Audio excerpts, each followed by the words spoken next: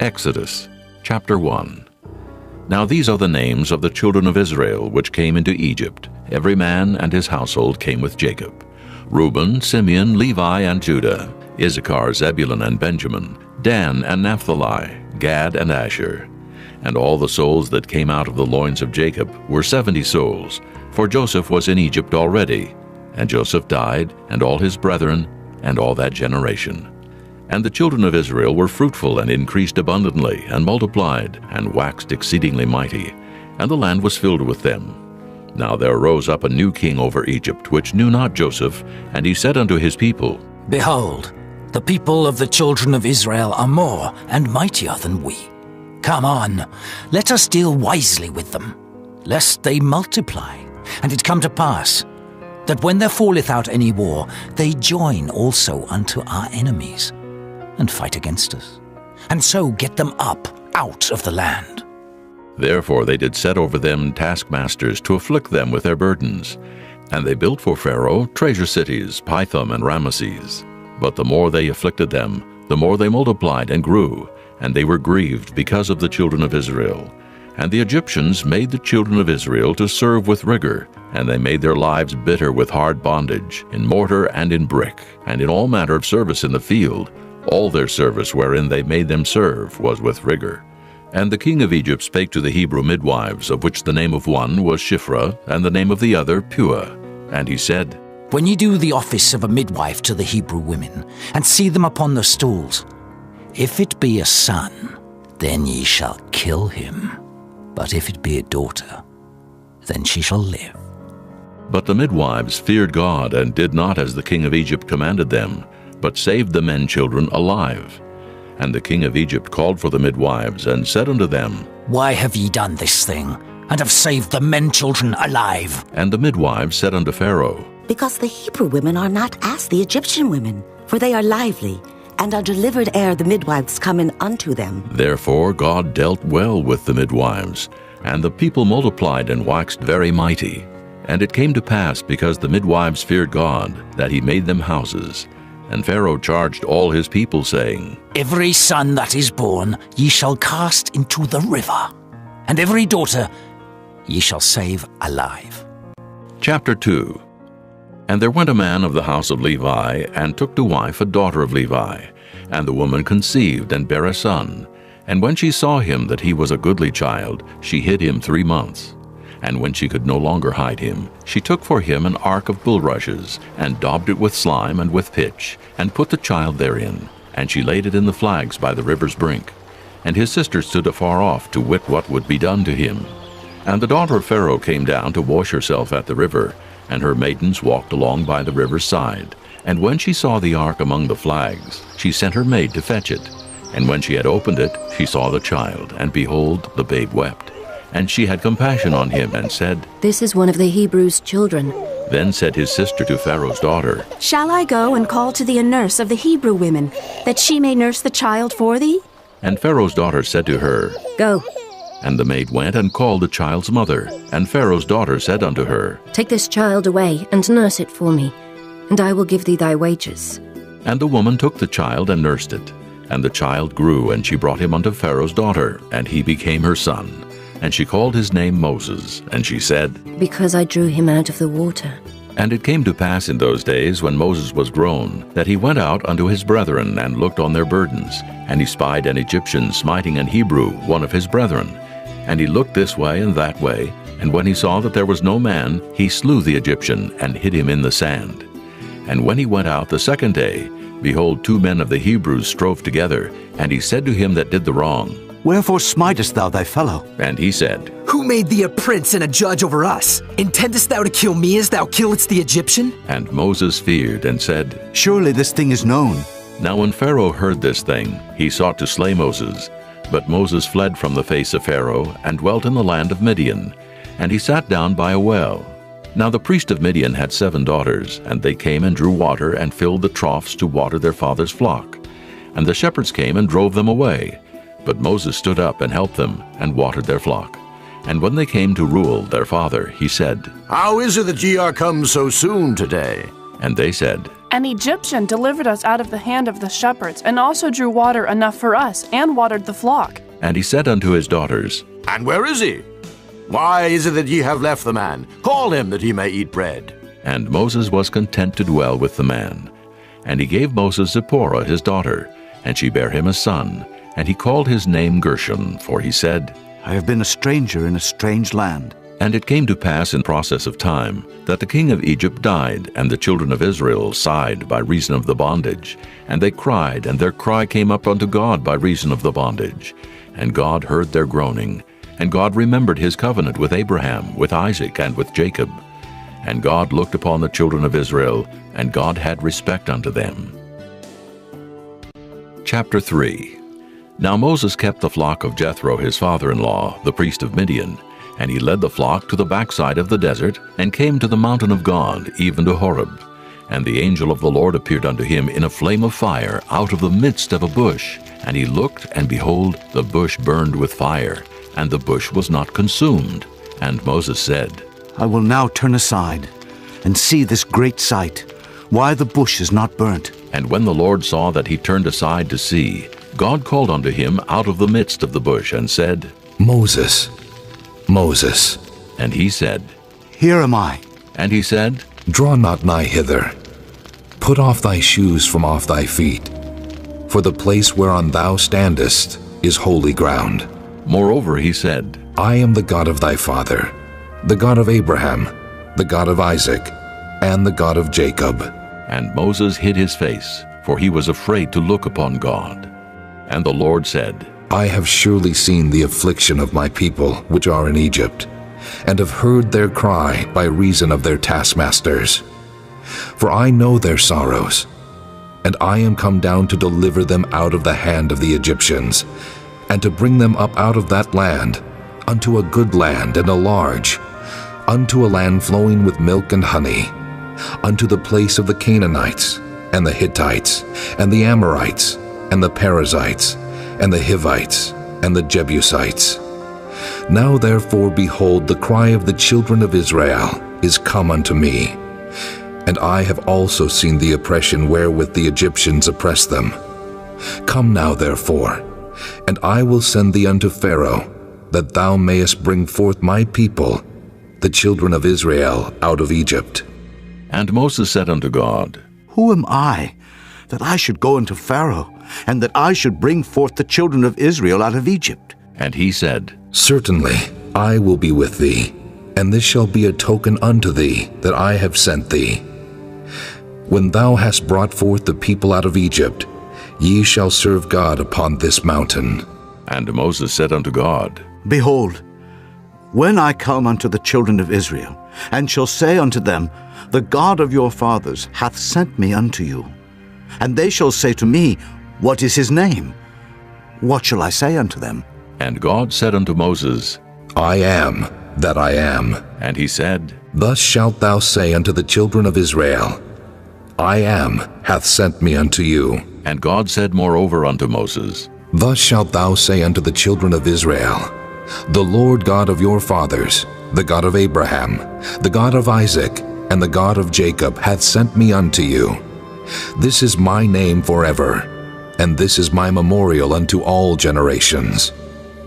Go and gather the elders of Israel together, and say unto them, The Lord God of your fathers, the God of Abraham, of Isaac, and of Jacob, appeared unto me, saying, I have surely visited you, and seen that which is done to you in Egypt.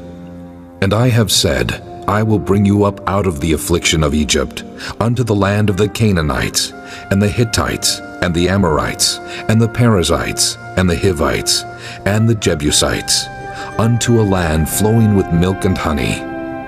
And they shall hearken to thy voice, and thou shalt come, thou and the elders of Israel, unto the king of Egypt, and ye shall say unto him, The Lord God of the Hebrews hath met with us, and now let us go.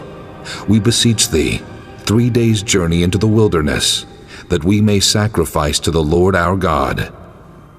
And I am sure that the king of Egypt will not let you go, no, not by a mighty hand.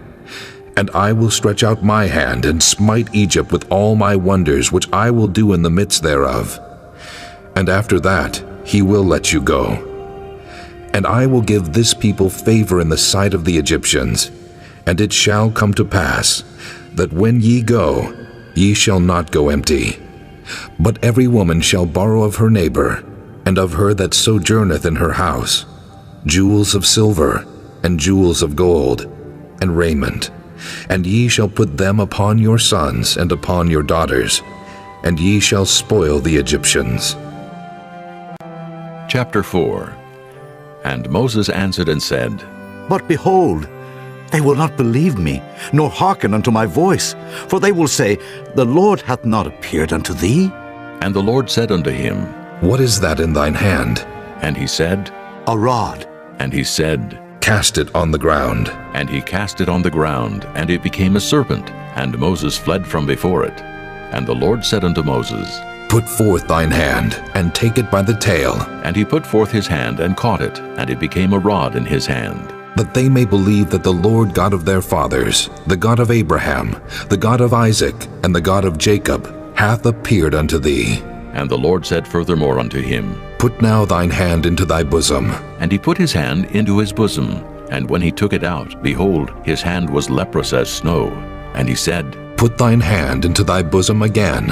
And he put his hand into his bosom again, and plucked it out of his bosom, and behold, it was turned again as his other flesh. And it shall come to pass, if they will not believe thee, neither hearken to the voice of the first sign, that they will believe the voice of the latter sign. And it shall come to pass, if they will not believe also these two signs, neither hearken unto thy voice, that thou shalt take of the water of the river, and pour it upon the dry land.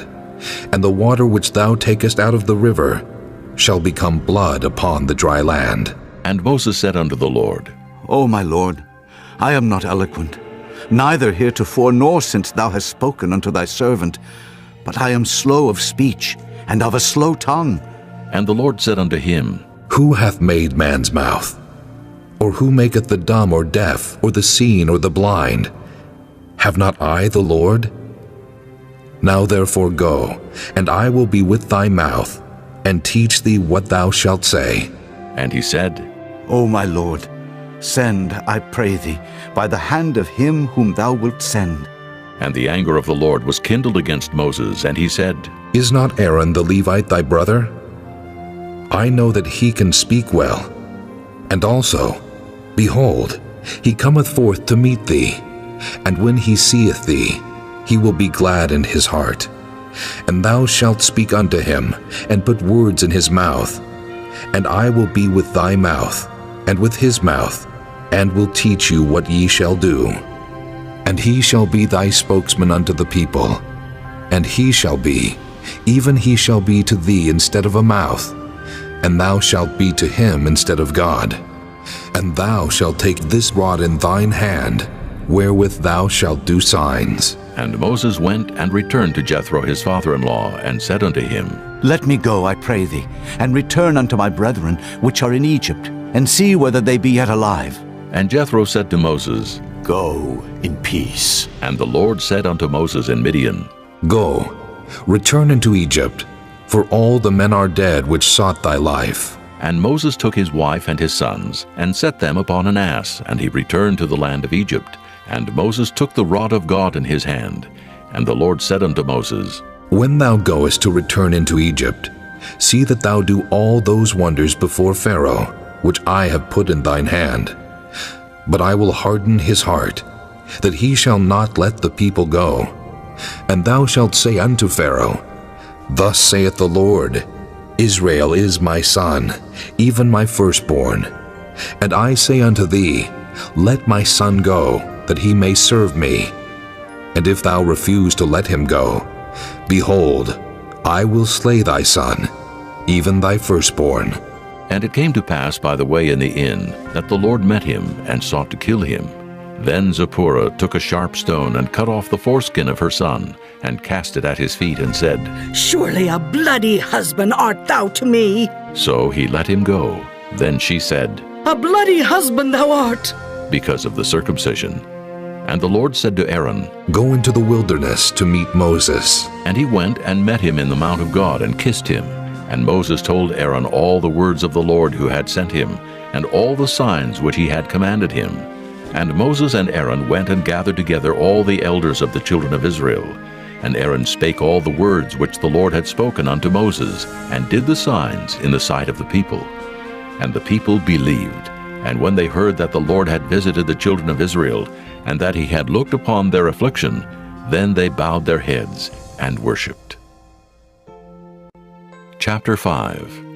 And afterward Moses and Aaron went in and told Pharaoh, Thus saith the Lord God of Israel, Let my people go, that they may hold a feast unto me in the wilderness. And Pharaoh said, Who is the Lord, that I should obey his voice to let Israel go? I know not the Lord, neither will I let Israel go. And they said, The God of the Hebrews hath met with us. Let us go, we pray thee, 3 days' journey into the desert, and sacrifice unto the Lord our God, lest he fall upon us with pestilence or with the sword. And the king of Egypt said unto them, Wherefore do ye, Moses and Aaron, let the people from their works get you unto your burdens? And Pharaoh said, Behold, the people of the land now are many, and ye make them rest from their burdens. And Pharaoh commanded the same day the taskmasters of the people and their officers, saying, Ye shall no more give the people straw to make brick. As heretofore, let them go and gather straw for themselves.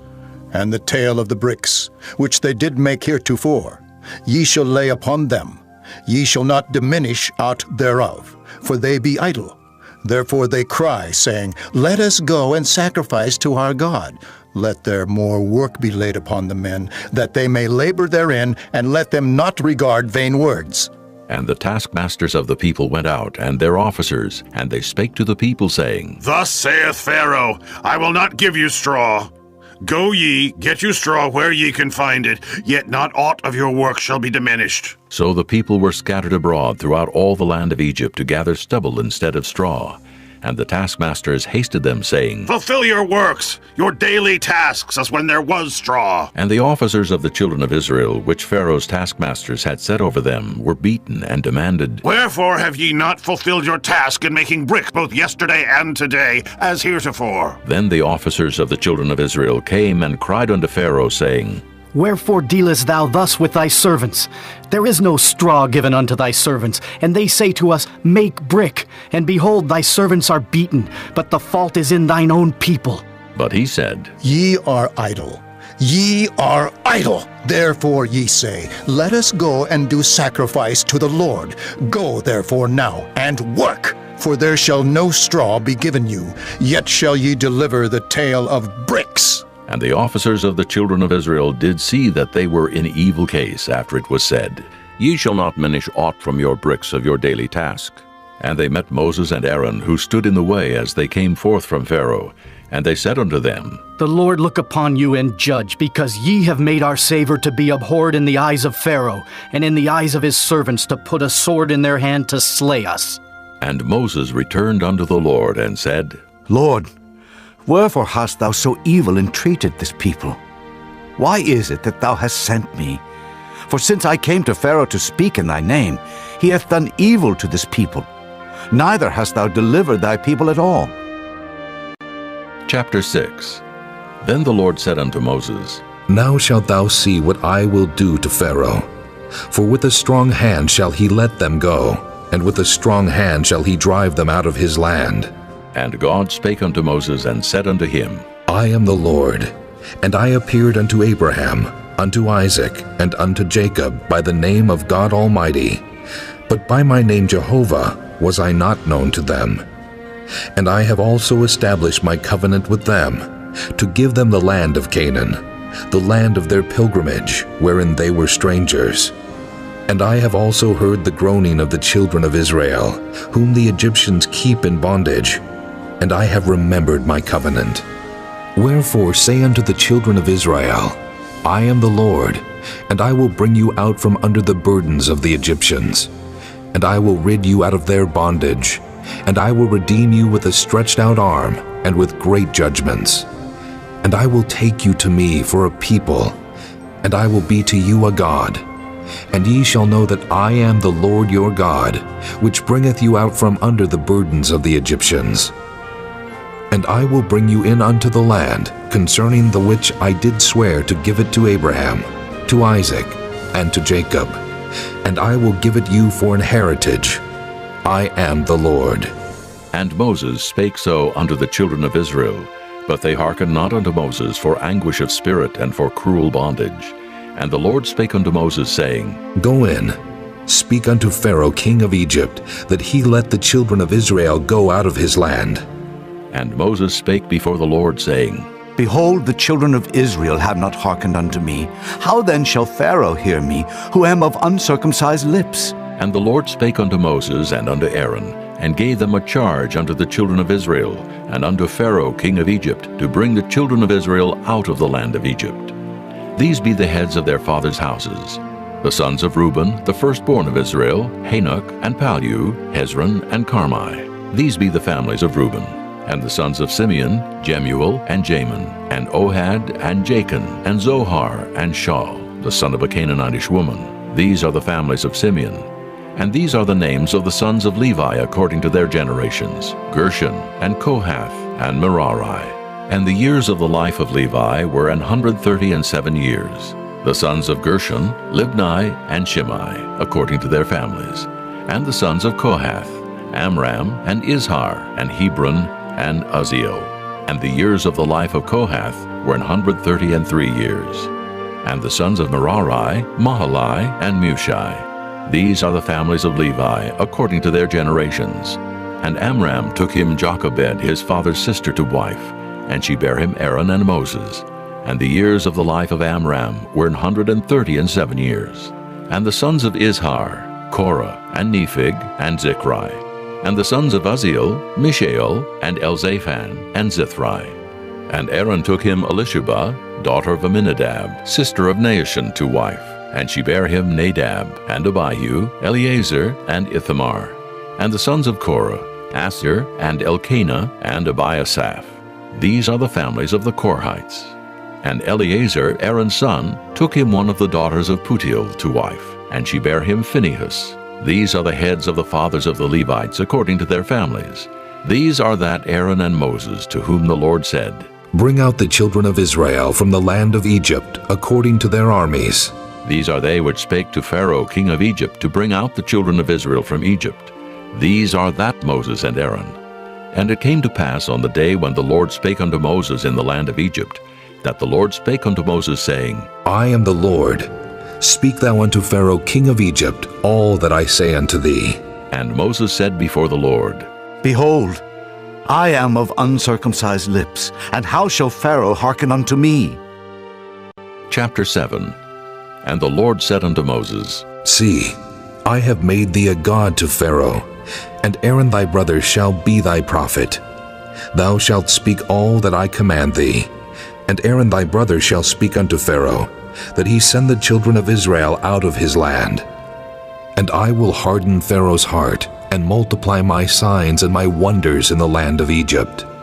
But Pharaoh shall not hearken unto you, that I may lay my hand upon Egypt, and bring forth mine armies, and my people, the children of Israel, out of the land of Egypt by great judgments.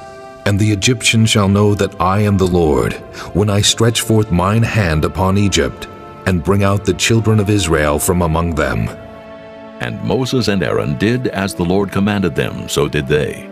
And Moses was 80 years old, and Aaron 83 years old, when they spake unto Pharaoh. And the Lord spake unto Moses and unto Aaron, saying, When Pharaoh shall speak unto you, saying, Show a miracle for you, then thou shalt say unto Aaron, Take thy rod, and cast it before Pharaoh, and it shall become a serpent. And Moses and Aaron went in unto Pharaoh, and they did so as the Lord had commanded. And Aaron cast down his rod before Pharaoh, and before his servants, and it became a serpent. Then Pharaoh also called the wise men and the sorcerers. Now the magicians of Egypt, they also did in like manner with their enchantments. For they cast down every man his rod, and they became serpents. But Aaron's rod swallowed up their rods. And he hardened Pharaoh's heart, that he hearkened not unto them, as the Lord had said. And the Lord said unto Moses, Pharaoh's heart is hardened. He refuseth to let the people go. Get thee unto Pharaoh in the morning. Lo, he goeth out unto the water. And thou shalt stand by the river's brink against Hecom. And the rod which was turned to a serpent shalt thou take in thine hand. And thou shalt say unto him, The Lord God of the Hebrews hath sent me unto thee, saying, Let my people go, that they may serve me in the wilderness. And behold, hitherto thou wouldest not hear. Thus saith the Lord, In this thou shalt know that I am the Lord. Behold, I will smite with the rod that is in mine hand upon the waters which are in the river, and they shall be turned to blood. And the fish that is in the river shall die, and the river shall stink, and the Egyptians shall loathe to drink of the water of the river. And the Lord spake unto Moses, Say unto Aaron, Take thy rod, and stretch out thine hand upon the waters of Egypt, upon their streams, upon their rivers, and upon their ponds, and upon all their pools of water, that they may become blood, and that there may be blood throughout all the land of Egypt, both in vessels of wood and in vessels of stone. And Moses and Aaron did so as the Lord commanded. And he lifted up the rod, and smote the waters that were in the river in the sight of Pharaoh, and in the sight of his servants. And all the waters that were in the river were turned to blood. And the fish that was in the river died. And the river stank, and the Egyptians could not drink of the water of the river. And there was blood throughout all the land of Egypt. And the magicians of Egypt did so with their enchantments. And Pharaoh's heart was hardened, neither did he hearken unto them as the Lord had said. And Pharaoh turned and went into his house, neither did he set his heart to this also. And all the Egyptians digged round about the river for water to drink, for they could not drink of the water of the river. And 7 days were fulfilled after that the Lord had smitten the river. Chapter 8. And the Lord spake unto Moses, Go unto Pharaoh, and say unto him, Thus saith the Lord, Let my people go, that they may serve me. And if thou refuse to let them go, behold, I will smite all thy borders with frogs, and the river shall bring forth frogs abundantly, which shall go up and come into thine house, and into thy bedchamber, and upon thy bed, and into the house of thy servants, and upon thy people, and into thine ovens, and into thy kneading troughs. And the frogs shall come up both on thee, and upon thy people, and upon all thy servants. And the Lord spake unto Moses, Say unto Aaron, Stretch forth thine hand with thy rod over the streams, over the rivers, and over the ponds, and cause frogs to come up upon the land of Egypt. And Aaron stretched out his hand over the waters of Egypt, and the frogs came up and covered the land of Egypt. And the magicians did so with their enchantments, and brought up frogs upon the land of Egypt.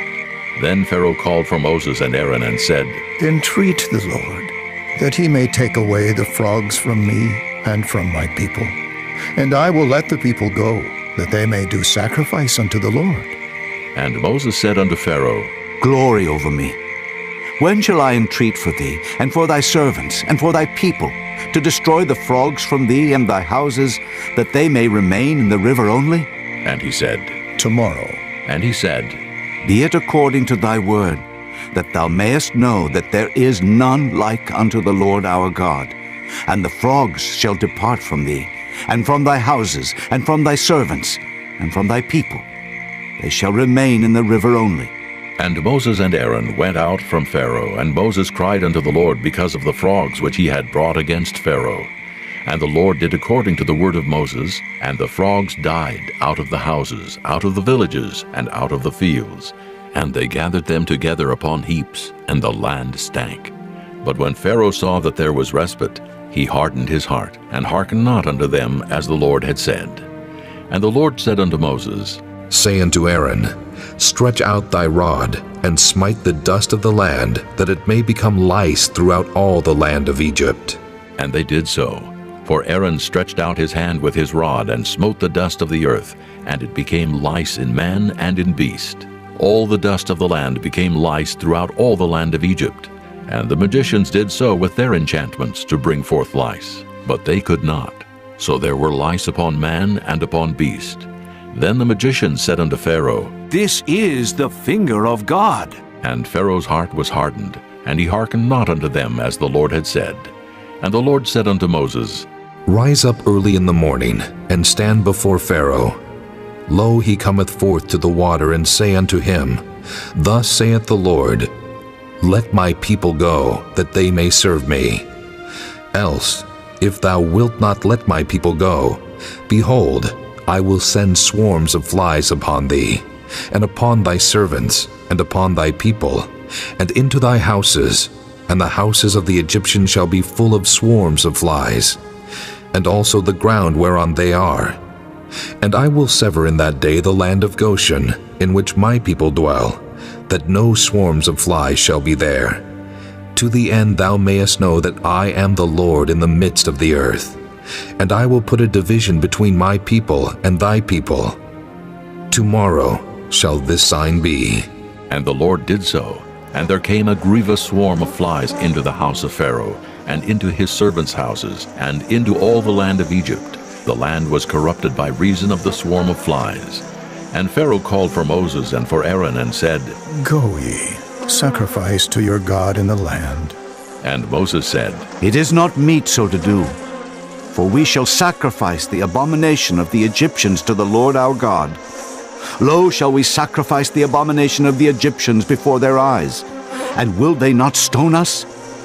We will go 3 days' journey into the wilderness, and sacrifice to the Lord our God, as he shall command us. And Pharaoh said, I will let you go, that ye may sacrifice to the Lord your God in the wilderness.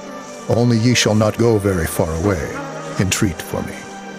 And Moses said, Behold, I go out from thee, and I will entreat the Lord that the swarms of flies may depart from Pharaoh, from his servants, and from his people, tomorrow.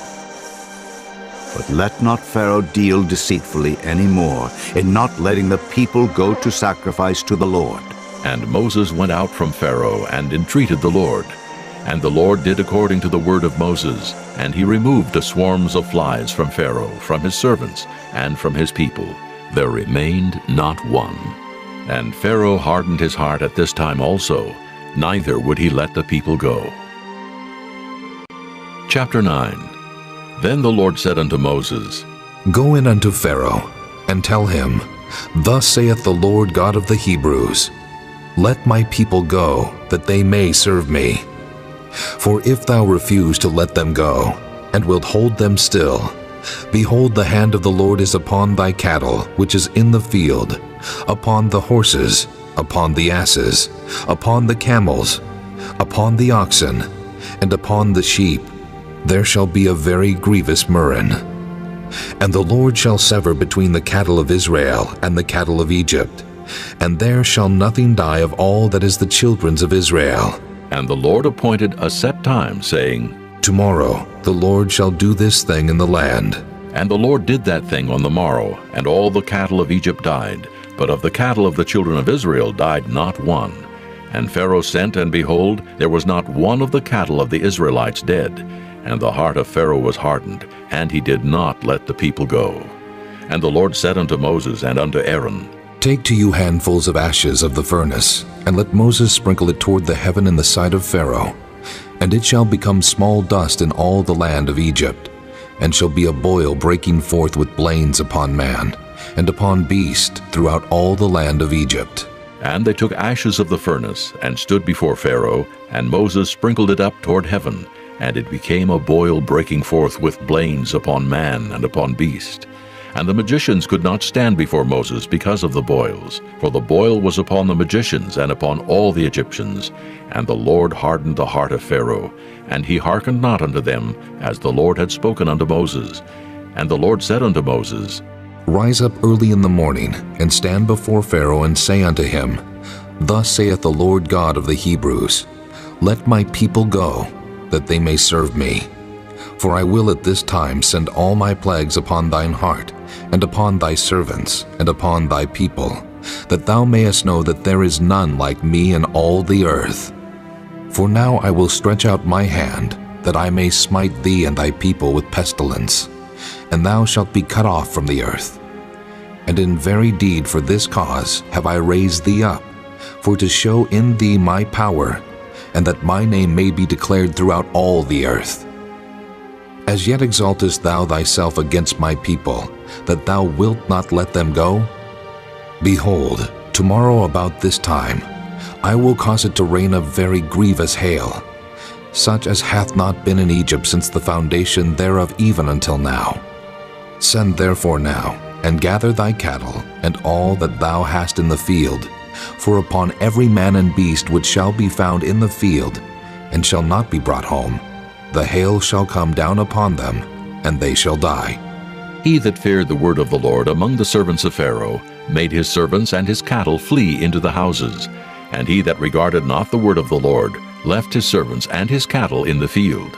And the Lord said unto Moses, Stretch forth thine hand toward heaven, that there may be hail in all the land of Egypt, upon man, and upon beast, and upon every herb of the field throughout the land of Egypt. And Moses stretched forth his rod toward heaven, and the Lord sent thunder and hail, and the fire ran along upon the ground, and the Lord rained hail upon the land of Egypt. So there was hail and fire mingled with the hail, very grievous, such as there was none like it in all the land of Egypt, since it became a nation. And the hail smote throughout all the land of Egypt, all that was in the field, both man and beast. And the hail smote every herb of the field, and brake every tree of the field. Only in the land of Goshen, where the children of Israel were, was there no hail. And Pharaoh sent and called for Moses and Aaron, and said unto them, I have sinned this time. The Lord is righteous, and I and my people are wicked. Entreat the Lord, for it is enough, that there be no more mighty thunderings and hail, and I will let you go, and ye shall stay no longer. And Moses said unto him, As soon as I am gone out of the city, I will spread abroad my hands unto the Lord, and the thunder shall cease, neither shall there be any more hail, that thou mayest know how that the earth is the Lord's. But as for thee and thy servants, I know that ye will not yet fear the Lord God. And the flax and the barley was smitten, for the barley was in the ear, and the flax was bold. But the wheat and the rye were not smitten, for they were not grown up. And Moses went out of the city from Pharaoh, and spread abroad his hands unto the Lord. And the thunders and hail ceased, and the rain was not poured upon the earth. And when Pharaoh saw that the rain and the hail and the thunders were ceased, he sinned yet more, and hardened his heart, he and his servants. And the heart of Pharaoh was hardened, neither would he let the children of Israel go, as the Lord had spoken by Moses. Chapter 10. And the Lord said unto Moses, Go in unto Pharaoh, for I have hardened his heart and the heart of his servants, that I might show these my signs before him, and that thou mayest tell in the ears of thy son, and of thy son's son, what things I have wrought in Egypt, and my signs which I have done among them, that ye may know how that I am the Lord. And Moses and Aaron came in unto Pharaoh, and said unto him, Thus saith the Lord God of the Hebrews, How long wilt thou refuse to humble thyself before me? Let my people go, that they may serve me. Else, if thou refuse to let my people go, behold, tomorrow will I bring the locusts into thy coast, and they shall cover the face of the earth, that one cannot be able to see the earth. And they shall eat the residue of that which is escaped, which remaineth unto you from the hail, and shall eat every tree which groweth for you out of the field. And they shall fill thy houses, and the houses of all thy servants, and the houses of all the Egyptians, which neither thy fathers nor thy fathers' fathers have seen, since the day that they were upon the earth unto this day. And he turned himself, and went out from Pharaoh. And Pharaoh's servants said unto him, How long shall this man be a snare unto us? Let the men go, that they may serve the Lord their God. Knowest thou not yet that Egypt is destroyed? And Moses and Aaron were brought again unto Pharaoh, and he said unto them, Go, serve the Lord your God. But who are they that shall go? And Moses said, We will go with our young and with our old, with our sons and with our daughters, with our flocks and with our herds will we go. For we must hold a feast unto the Lord. And he said unto them, Let the Lord be so with you, as I will let you go, and your little ones. Look to it, for evil is before you. Not so. Go now, ye that are men, and serve the Lord, for that ye did desire. And they were driven out from Pharaoh's presence. And the Lord said unto Moses, Stretch out thine hand over the land of Egypt for the locusts, that they may come up upon the land of Egypt, and eat every herb of the land, even all that the hail hath left. And Moses stretched forth his rod over the land of Egypt. And the Lord brought an east wind upon the land all that day and all that night. And when it was morning, the east wind brought the locusts. And the locusts went up over all the land of Egypt, and rested in all the coasts of Egypt. Very grievous were they.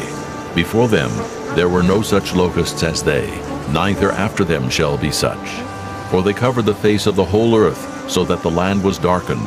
And they did eat every herb of the land, and all the fruit of the trees which the hail had left. And there remained not any green thing in the trees, or in the herbs of the field through all the land of Egypt. Then Pharaoh called for Moses and Aaron in haste, and he said, I have sinned against the Lord your God and against you. Now therefore forgive, I pray thee, my sin only this once, and entreat the Lord your God that he may take away from me this death only. And he went out from Pharaoh and entreated the Lord. And the Lord turned a mighty strong west wind, which took away the locusts and cast them into the Red Sea. There remained not one locust in all the coasts of Egypt. But the Lord hardened Pharaoh's heart, so that he would not let the children of Israel go. And the Lord said unto Moses, Stretch out thine hand toward heaven, that there may be darkness over the land of Egypt, even darkness which may be felt. And Moses stretched forth his hand toward heaven, and there was a thick darkness in all the land of Egypt 3 days. They saw not one another, neither rose any from his place for 3 days, but all the children of Israel had light in their dwellings. And Pharaoh called unto Moses and said, Go ye, serve the Lord. Only let your flocks and your herds be stayed. Let your little ones also go with you. And Moses said, Thou must give us also sacrifices and burnt offerings, that we may sacrifice unto the Lord our God. Our cattle also shall go with us. There shall not an hoof be left behind, for thereof must we take to serve the Lord our God. And we know not with what we must serve the Lord until we come thither. But the Lord hardened Pharaoh's heart, and he would not let them go. And Pharaoh said unto him, Get thee from me. Take heed to thyself. See my face no more, for in that day thou seest my face, thou shalt die. And Moses said, Thou hast spoken well. I will see thy face again no more. Chapter 11. And the Lord said unto Moses, Yet will I bring one plague more upon Pharaoh and upon Egypt. Afterwards he will let you go hence. When he shall let you go, he shall surely thrust you out hence altogether. Speak now in the ears of the people, and let every man borrow of his neighbor, and every woman of her neighbor, jewels of silver and jewels of gold. And the Lord gave the people favor in the sight of the Egyptians. Moreover, the man Moses was very great in the land of Egypt, in the sight of Pharaoh's servants, and in the sight of the people.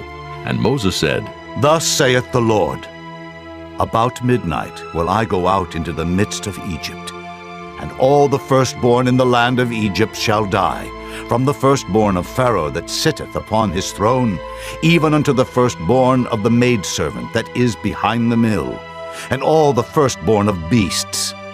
And there shall be a great cry throughout all the land of Egypt, such as there was none like it, nor shall be like it any more. But against any of the children of Israel shall not a dog move his tongue, against man or beast, that ye may know how that the Lord doth put a difference between the Egyptians and Israel. And all these thy servants shall come down unto me, and bow down themselves unto me, saying, Get thee out, and all the people that follow thee. And after that I will go out. And he went out from Pharaoh in a great anger. And the Lord said unto Moses, Pharaoh shall not hearken unto you, that my wonders may be multiplied in the land of Egypt. And Moses and Aaron did all these wonders before Pharaoh.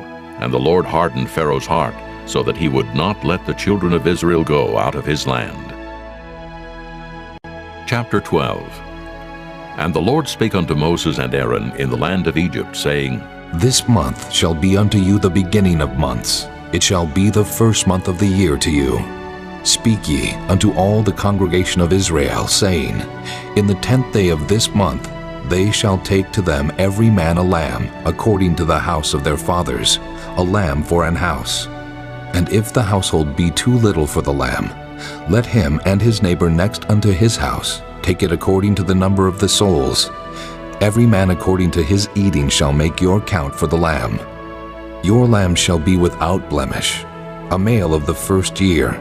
Ye shall take it out from the sheep or from the goats, and ye shall keep it up until the 14th day of the same month. And the whole assembly of the congregation of Israel shall kill it in the evening. And they shall take of the blood, and strike it on the 2 side posts, and on the upper doorpost of the houses, wherein they shall eat it. And they shall eat the flesh in that night, roast with fire and unleavened bread, and with bitter herbs they shall eat it. Eat not of it raw, nor sodden at all with water, but roast with fire his head with his legs, and with the purtenance thereof. And ye shall let nothing of it remain until the morning. And that which remaineth of it until the morning ye shall burn with fire. And thus shall ye eat it, with your loins girded, your shoes on your feet, and your staff in your hand. And ye shall eat it in haste. It is the Lord's Passover. For I will pass through the land of Egypt this night, and will smite all the firstborn in the land of Egypt, both man and beast, and against all the gods of Egypt I will execute judgment. I am the Lord. And the blood shall be to you for a token upon the houses where ye are. And when I see the blood, I will pass over you, and the plague shall not be upon you to destroy you when I smite the land of Egypt.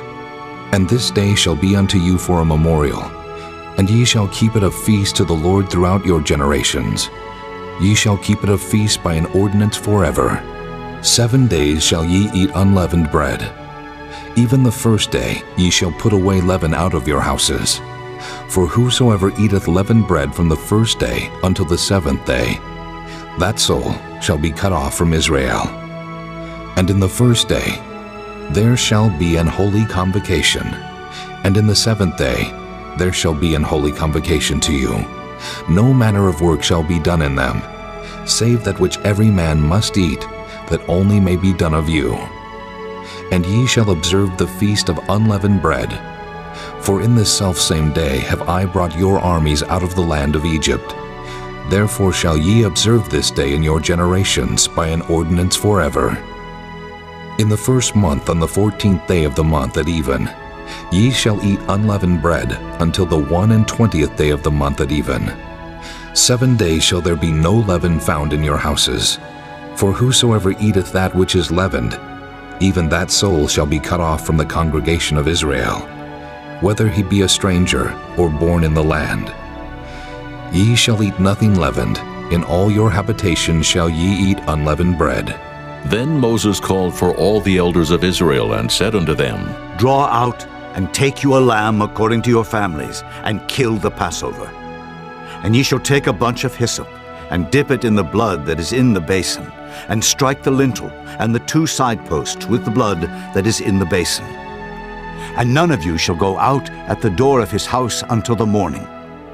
For the Lord will pass through to smite the Egyptians. And when he seeth the blood upon the lintel and on the 2 side posts, the Lord will pass over the door, and will not suffer the destroyer to come in unto your houses to smite you. And ye shall observe this thing for an ordinance to thee and to thy sons forever. And it shall come to pass, when ye be come to the land which the Lord will give you, according as he hath promised, that ye shall keep this service. And it shall come to pass, when your children shall say unto you, What mean ye by this service? That ye shall say, It is the sacrifice of the Lord's Passover, who passed over the houses of the children of Israel in Egypt when he smote the Egyptians, and delivered our houses. And the people bowed the head and worshipped. And the children of Israel went away, and did as the Lord had commanded Moses and Aaron, so did they. And it came to pass that at midnight the Lord smote all the firstborn in the land of Egypt, from the firstborn of Pharaoh that sat on his throne, unto the firstborn of the captive that was in the dungeon, and all the firstborn of cattle. And Pharaoh rose up in the night, he and all his servants, and all the Egyptians, and there was a great cry in Egypt, for there was not a house where there was not one dead. And he called for Moses and Aaron by night and said, Rise up and get you forth from among my people, both ye and the children of Israel, and go, serve the Lord as ye have said. Also take your flocks and your herds, as ye have said, and be gone, and bless me also. And the Egyptians were urgent upon the people that they might send them out of the land in haste, for they said, We be all dead men. And the people took their dough before it was leavened, their kneading troughs being bound up in their clothes upon their shoulders. And the children of Israel did according to the word of Moses, and they borrowed of the Egyptians jewels of silver and jewels of gold and raiment. And the Lord gave the people favor in the sight of the Egyptians, so that they lent unto them such things as they required, and they spoiled the Egyptians. And the children of Israel journeyed from Ramesses to Succoth, about 600,000 on foot that were men, beside children. And a mixed multitude went up also with them, and flocks and herds, even very much cattle. And they baked unleavened cakes of the dough which they brought forth out of Egypt, for it was not leavened, because they were thrust out of Egypt, and could not tarry, neither had they prepared for themselves any victual. Now the sojourning of the children of Israel who dwelt in Egypt was 430 years. And it came to pass at the end of the 430 years, even the selfsame day it came to pass, that all the hosts of the Lord went out from the land of Egypt. It is a night to be much observed unto the Lord for bringing them out of the land of Egypt. This is that night of the Lord to be observed of all the children of Israel in their generations. And the Lord said unto Moses and Aaron, This is the ordinance of the Passover. There shall no stranger eat thereof. But every man's servant that is bought for money, when thou hast circumcised him, then shall he eat thereof. A foreigner and an hired servant shall not eat thereof. In one house shall it be eaten. Thou shalt not carry forth aught of the flesh abroad out of the house, neither shall ye break a bone thereof. All the congregation of Israel shall keep it. And when a stranger shall sojourn with thee, and will keep the Passover to the Lord, let all his males be circumcised, and then let him come near and keep it. And he shall be as one that is born in the land, for no uncircumcised person shall eat thereof. One law shall be to him that is homeborn, and unto the stranger that sojourneth among you. Thus did all the children of Israel, as the Lord commanded Moses and Aaron, so did they. And it came to pass the selfsame day that the Lord did bring the children of Israel out of the land of Egypt by their armies. Chapter 13. And the Lord spake unto Moses, saying, Sanctify unto me all the firstborn. Whatsoever openeth the womb among the children of Israel, both of man and of beast, it is mine. And Moses said unto the people, Remember this day, in which ye came out from Egypt, out of the house of bondage. For by strength of hand the Lord brought you out from this place. There shall no leavened bread be eaten. This day came ye out in the month Abib. And it shall be, when the Lord shall bring thee into the land of the Canaanites, and the Hittites, and the Amorites, and the Hivites, and the Jebusites, which he sware unto thy fathers to give thee, a land flowing with milk and honey, that thou shalt keep this service in this month. 7 days thou shalt eat unleavened bread, and in the 7th day shall be a feast to the Lord. Unleavened bread shall be eaten 7 days, and there shall no leavened bread be seen with thee.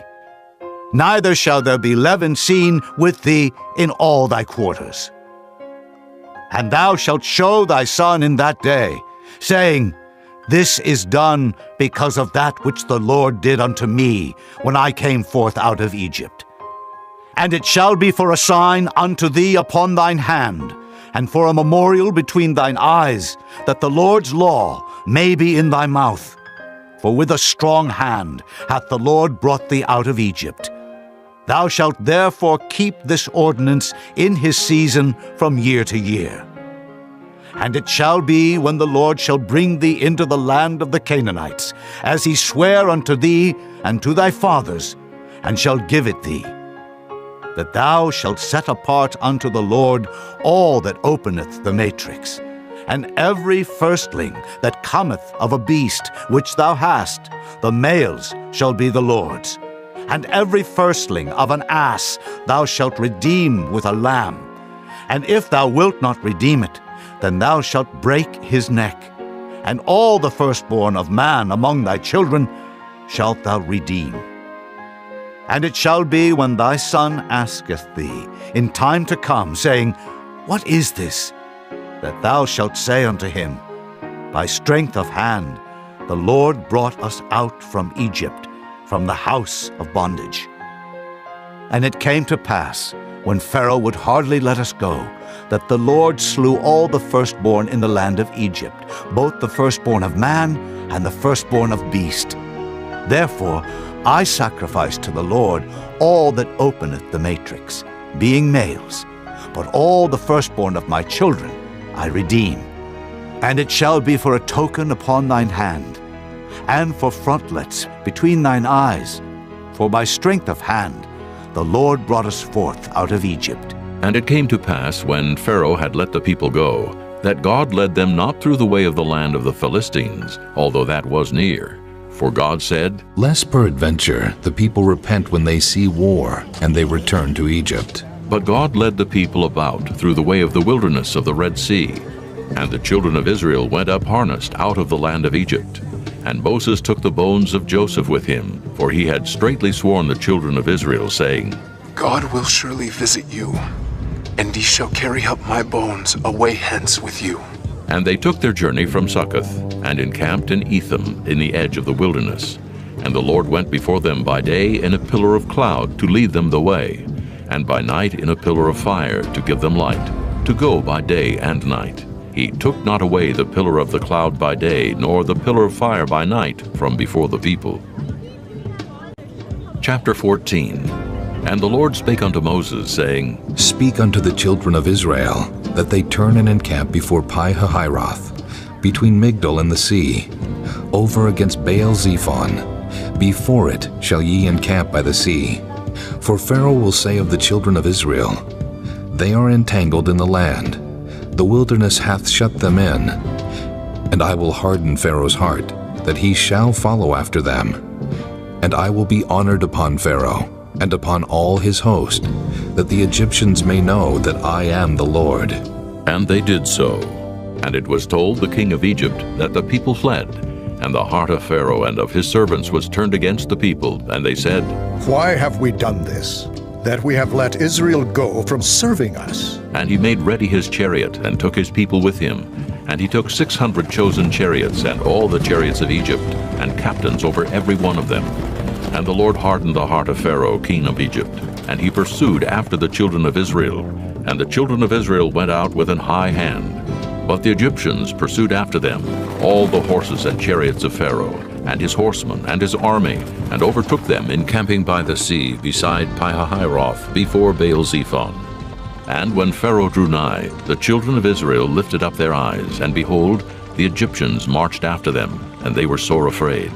And the children of Israel cried out unto the Lord, and they said unto Moses, Because there were no graves, in Egypt hast thou taken us away to die in the wilderness?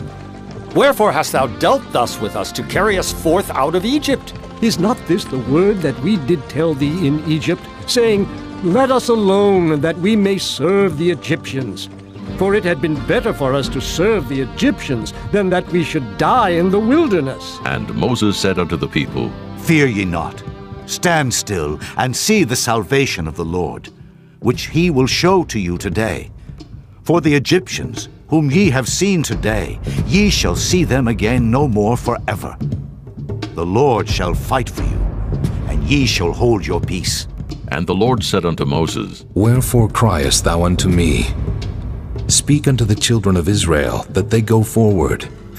But lift thou up thy rod, and stretch out thine hand over the sea, and divide it. And the children of Israel shall go on dry ground through the midst of the sea. And behold, I will harden the hearts of the Egyptians, and they shall follow them. And I will get me honor upon Pharaoh, and upon all his host, upon his chariots, and upon his horsemen. And the Egyptians shall know that I am the Lord, when I have gotten me honor upon Pharaoh, upon his chariots, and upon his horsemen. And the angel of God, which went before the camp of Israel, removed and went behind them. And the pillar of the cloud went from before their face, and stood behind them. And it came between the camp of the Egyptians and the camp of Israel, and it was a cloud and darkness to them, but it gave light by night to these, so that the one came not near the other all the night. And Moses stretched out his hand over the sea, and the Lord caused the sea to go back by a strong east wind all that night, and made the sea dry land, and the waters were divided. And the children of Israel went into the midst of the sea upon the dry ground, and the waters were a wall unto them on their right hand and on their left. And the Egyptians pursued, and went in after them to the midst of the sea, even all Pharaoh's horses, his chariots, and his horsemen. And it came to pass that in the morning watch the Lord looked unto the host of the Egyptians through the pillar of fire and of the cloud, and troubled the host of the Egyptians, and took off their chariot wheels, that they drave them heavily, so that the Egyptians said, Let us flee from the face of Israel, for the Lord fighteth for them against the Egyptians. And the Lord said unto Moses, Stretch out thine hand over the sea, that the waters may come again upon the Egyptians, upon their chariots, and upon their horsemen. And Moses stretched forth his hand over the sea, and the sea returned to his strength when the morning appeared. And the Egyptians fled against it, and the Lord overthrew the Egyptians in the midst of the sea. And the waters returned, and covered the chariots and the horsemen, and all the host of Pharaoh that came into the sea after them. There remained not so much as one of them. But the children of Israel walked upon dry land in the midst of the sea, and the waters were a wall unto them on their right hand and on their left. Thus the Lord saved Israel that day out of the hand of the Egyptians. And Israel saw the Egyptians dead upon the seashore. And Israel saw that great work which the Lord did upon the Egyptians. And the people feared the Lord, and believed the Lord and his servant Moses. Chapter 15. Then sang Moses and the children of Israel this song unto the Lord, and spake, saying, I will sing unto the Lord, for he hath triumphed gloriously. The horse and his rider hath he thrown into the sea. The Lord is my strength and song, and he is become my salvation. He is my God, and I will prepare him an habitation, my father's God, and I will exalt him. The Lord is a man of war. The Lord is his name. Pharaoh's chariots and his host hath he cast into the sea. His chosen captains also are drowned in the Red Sea. The depths have covered them. They sank into the bottom as a stone. Thy right hand, O Lord, is become glorious in power. Thy right hand, O Lord, hath dashed in pieces the enemy. And in the greatness of thine excellency, thou hast overthrown them that rose up against thee. Thou sentest forth thy wrath, which consumed them as stubble. And with the blast of thy nostrils the waters were gathered together. The flood stood upright as an heap, and the depths were congealed in the heart of the sea. The enemy said, I will pursue, I will overtake, I will divide the spoil. My lust shall be satisfied upon them. I will draw my sword, my hand shall destroy them. Thou didst blow with thy wind, the sea covered them. They sank as lead in the mighty waters. Who is like unto thee, O Lord, among the gods? Who is like thee, glorious in holiness, fearful in praises, doing wonders? Thou stretchedst out thy right hand, the earth swallowed them. Thou in thy mercy hast led forth the people which thou hast redeemed. Thou hast guided them in thy strength unto thy holy habitation. The people shall hear and be afraid. Sorrow shall take hold on the inhabitants of Palestina. Then the dukes of Edom shall be amazed. The mighty men of Moab, trembling, shall take hold upon them. All the inhabitants of Canaan shall melt away. Fear and dread shall fall upon them. By the greatness of thine arm they shall be as still as a stone, till thy people pass over, O Lord, till the people pass over which thou hast purchased. Thou shalt bring them in, and plant them in the mountain of thine inheritance, in the place, O Lord, which thou hast made for thee to dwell in the sanctuary, O Lord, which thy hands have established. The Lord shall reign forever and ever. For the horse of Pharaoh went in with his chariots and with his horsemen into the sea, And the Lord brought again the waters of the sea upon them. But the children of Israel went on dry land in the midst of the sea. And Miriam the prophetess, the sister of Aaron, took a timbrel in her hand, and all the women went out after her with timbrels and with dances. And Miriam answered them, Sing ye to the Lord, for he hath triumphed gloriously. The horse and his rider hath he thrown into the sea. So Moses brought Israel from the Red Sea, and they went out into the wilderness of Shur. And they went 3 days in the wilderness and found no water. And when they came to Marah, they could not drink of the waters of Marah, for they were bitter. Therefore the name of it was called Marah. And the people murmured against Moses, saying, What shall we drink? And he cried unto the Lord. And the Lord showed him a tree, which when he had cast into the waters were made sweet. There he made for them a statute and an ordinance, and there he proved them, and said, If thou wilt diligently hearken to the voice of the Lord thy God, and wilt do that which is right in his sight, and wilt give ear to his commandments, and keep all his statutes, I will put none of these diseases upon thee, which I have brought upon the Egyptians. For I am the Lord that healeth thee. And they came to Elim, where were 12 wells of water, and 70 palm trees, and they encamped there by the waters. Chapter 16. And they took their journey from Elim, and all the congregation of the children of Israel came unto the wilderness of Sin, which is between Elim and Sinai, on the 15th day of the 2nd month, after their departing out of the land of Egypt. And the whole congregation of the children of Israel murmured against Moses and Aaron in the wilderness. And the children of Israel said unto them, Would to God we had died by the hand of the Lord in the land of Egypt, when we sat by the flesh pots, and when we did eat bread to the full. For ye have brought us forth into this wilderness, to kill this whole assembly with hunger. Then said the Lord unto Moses, Behold, I will rain bread from heaven for you. And the people shall go out and gather a certain rate every day, that I may prove them whether they will walk in my law or no. And it shall come to pass, that on the 6th day they shall prepare that which they bring in, and it shall be twice as much as they gather daily. And Moses and Aaron said unto all the children of Israel, At even, then ye shall know that the Lord hath brought you out from the land of Egypt. And in the morning, then ye shall see the glory of the Lord, for that he heareth your murmurings against the Lord. And what are we, that ye murmur against us? And Moses said, This shall be, when the Lord shall give you in the evening flesh to eat, and in the morning bread to the full, for that the Lord heareth your murmurings, which ye murmur against him. And what are we? Your murmurings are not against us, but against the Lord. And Moses spake unto Aaron, Say unto all the congregation of the children of Israel, Come near before the Lord, for he hath heard your murmurings. And it came to pass, as Aaron spake unto the whole congregation of the children of Israel, that they looked toward the wilderness, and behold, the glory of the Lord appeared in the cloud. And the Lord spake unto Moses, saying, I have heard the murmurings of the children of Israel. Speak unto them, saying, At even ye shall eat flesh, and in the morning ye shall be filled with bread, and ye shall know that I am the Lord your God. And it came to pass that at even the quails came up and covered the camp, and in the morning the dew lay round about the host. And when the dew that lay was gone up, behold, upon the face of the wilderness there lay a small round thing, as small as the hoarfrost on the ground. And when the children of Israel saw it, they said one to another, It is manna. For they wist not what it was.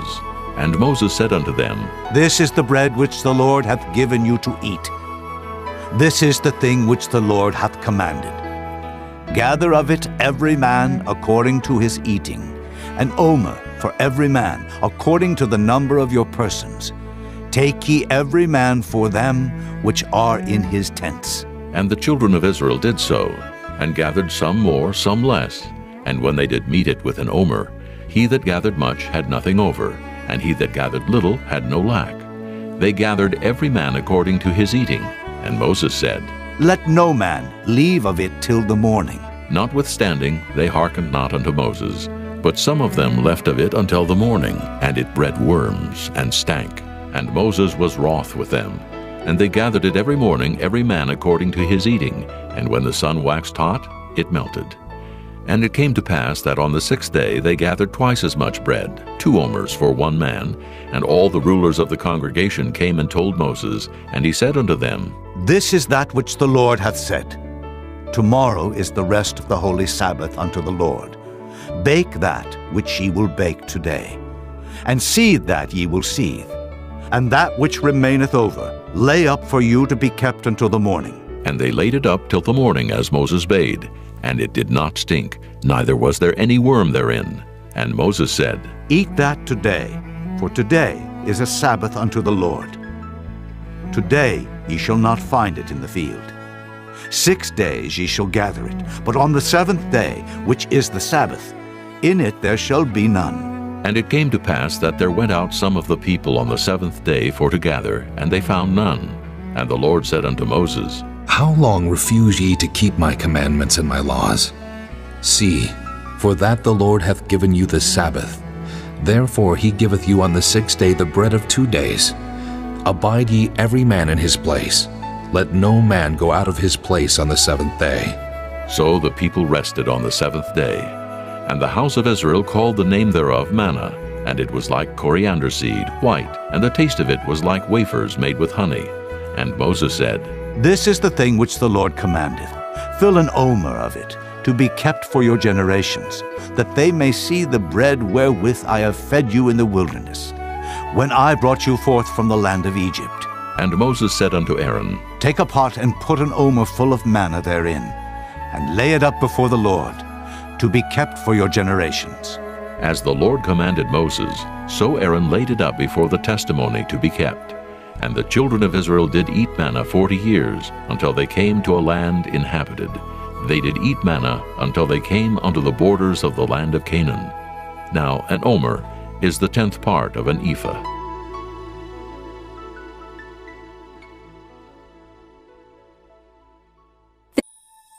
Chapter 17. And all the congregation of the children of Israel journeyed from the wilderness of Sin, after their journeys according to the commandment of the Lord, and pitched in Rephidim. And there was no water for the people to drink. Wherefore the people did chide with Moses, and said, Give us water, that we may drink. And Moses said unto them, Why chide ye with me? Wherefore do ye tempt the Lord? And the people thirsted there for water, and the people murmured against Moses, and said, Wherefore is this, that thou hast brought us up out of Egypt, to kill us and our children and our cattle with thirst? And Moses cried unto the Lord, saying, What shall I do unto this people? They be almost ready to stone me. And the Lord said unto Moses, Go on before the people, and take with thee of the elders of Israel, and thy rod wherewith thou smotest the river, take in thine hand, and go. Behold, I will stand before thee there upon the rock in Horeb, and thou shalt smite the rock, and there shall come water out of it, that the people may drink. And Moses did so in the sight of the elders of Israel. And he called the name of the place Massah and Meribah, because of the chiding of the children of Israel, and because they tempted the Lord, saying, Is the Lord among us, or not? Then came Amalek and fought with Israel in Rephidim. And Moses said unto Joshua, Choose us out men, and go out, fight with Amalek. Tomorrow I will stand on the top of the hill with the rod of God in mine hand. So Joshua did as Moses had said to him, and fought with Amalek. And Moses, Aaron, and Hur went up to the top of the hill. And it came to pass when Moses held up his hand, that Israel prevailed. And when he let down his hand, Amalek prevailed. But Moses' hands were heavy, and they took a stone and put it under him, and he sat thereon. And Aaron and Hur stayed up his hands, the one on the one side, and the other on the other side. And his hands were steady until the going down of the sun. And Joshua discomfited Amalek and his people with the edge of the sword.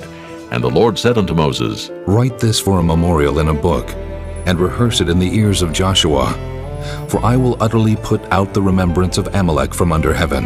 And Moses built an altar, and called the name of it Jehovah Nissi. For he said, Because the Lord hath sworn that the Lord will have war with Amalek from generation to generation. Chapter 18. When Jethro, the priest of Midian, Moses' father-in-law, heard of all that God had done for Moses and for Israel his people, and that the Lord had brought Israel out of Egypt, then Jethro, Moses' father-in-law, took Zipporah, Moses' wife, after he had sent her back, and her 2 sons, of which the name of the one was Gershom. For he said, I have been an alien in a strange land. And the name of the other was Eliezer, for "The God of my father," said he, "was mine help, and delivered me from the sword of Pharaoh." And Jethro, Moses' father-in-law, came with his sons and his wife unto Moses into the wilderness, where he encamped at the mount of God. And he said unto Moses, I, thy father-in-law Jethro, am come unto thee, and thy wife and her 2 sons with her. And Moses went out to meet his father-in-law, and did obeisance, and kissed him. And they asked each other of their welfare, and they came into the tent. And Moses told his father-in-law all that the Lord had done unto Pharaoh and to the Egyptians for Israel's sake, and all the travail that had come upon them by the way, and how the Lord delivered them. And Jethro rejoiced for all the goodness which the Lord had done to Israel, whom he had delivered out of the hand of the Egyptians. And Jethro said, Blessed be the Lord, who hath delivered you out of the hand of the Egyptians, and out of the hand of Pharaoh, who hath delivered the people from under the hand of the Egyptians. Now I know that the Lord is greater than all gods, for in the thing wherein they dealt proudly he was above them. And Jethro, Moses' father-in-law, took a burnt offering and sacrifices for God. And Aaron came and all the elders of Israel to eat bread with Moses' father-in-law before God. And it came to pass on the morrow that Moses sat to judge the people, and the people stood by Moses from the morning unto the evening. And when Moses' father-in-law saw all that he did to the people, he said, What is this thing that thou doest to the people? Why sittest thou thyself alone, and all the people stand by thee from morning unto even? And Moses said unto his father-in-law, Because the people come unto me to inquire of God. When they have a matter, they come unto me, and I judge between one and another. And I do make them know the statutes of God, and his laws. And Moses' father-in-law said unto him, The thing that thou doest is not good. Thou wilt surely wear away, both thou and this people that is with thee. For this thing is too heavy for thee. Thou art not able to perform it thyself alone. Hearken now unto my voice. I will give thee counsel, and God shall be with thee. Be thou for the people to Godward, that thou mayest bring the causes unto God. And thou shalt teach them ordinances and laws, and shalt show them the way wherein they must walk, and the work that they must do. Moreover, thou shalt provide out of all the people able men, such as fear God, men of truth, hating covetousness, and place such over them to be rulers of thousands, and rulers of hundreds, rulers of 50s, and rulers of 10s. And let them judge the people at all seasons. And it shall be that every great matter they shall bring unto thee, but every small matter they shall judge. So shall it be easier for thyself, and they shall bear the burden with thee. If thou shalt do this thing, and God command thee so, then thou shalt be able to endure, and all this people shall also go to their place in peace. So Moses hearkened to the voice of his father-in-law, and did all that he had said. And Moses chose able men out of all Israel, and made them heads over the people, rulers of thousands, rulers of hundreds, rulers of 50s, and rulers of 10s. And they judged the people at all seasons. The hard causes they brought unto Moses, but every small matter they judged themselves. And Moses let his father-in-law depart, and he went his way into his own land. Chapter 19. In the 3rd month, when the children of Israel were gone forth out of the land of Egypt, the same day came they into the wilderness of Sinai, for they were departed from Rephidim, and were come to the desert of Sinai, and had pitched in the wilderness. And there Israel camped before the mount. And Moses went up unto God, and the Lord called unto him out of the mountain, saying, Thus shalt thou say to the house of Jacob, and tell the children of Israel, Ye have seen what I did unto the Egyptians, and how I bare you on eagle's wings, and brought you unto myself. Now therefore, if ye will obey my voice indeed, and keep my covenant, then ye shall be a peculiar treasure unto me above all people. For all the earth is mine, and ye shall be unto me a kingdom of priests, and an holy nation. These are the words which thou shalt speak unto the children of Israel. And Moses came and called for the elders of the people, and laid before their faces all these words which the Lord commanded him. And all the people answered together and said, All that the Lord hath spoken we will do. And Moses returned the words of the people unto the Lord. And the Lord said unto Moses, Lo, I come unto thee in a thick cloud, that the people may hear when I speak with thee, and believe thee forever. And Moses told the words of the people unto the Lord. And the Lord said unto Moses, Go unto the people, and sanctify them today and tomorrow, and let them wash their clothes, and be ready against the third day. For the third day the Lord will come down in the sight of all the people upon Mount Sinai. And thou shalt set bounds unto the people round about, saying, Take heed to yourselves, that ye go not up into the mount, or touch the border of it. Whosoever toucheth the mount shall be surely put to death. There shall not an hand touch it, but he shall surely be stoned or shot through.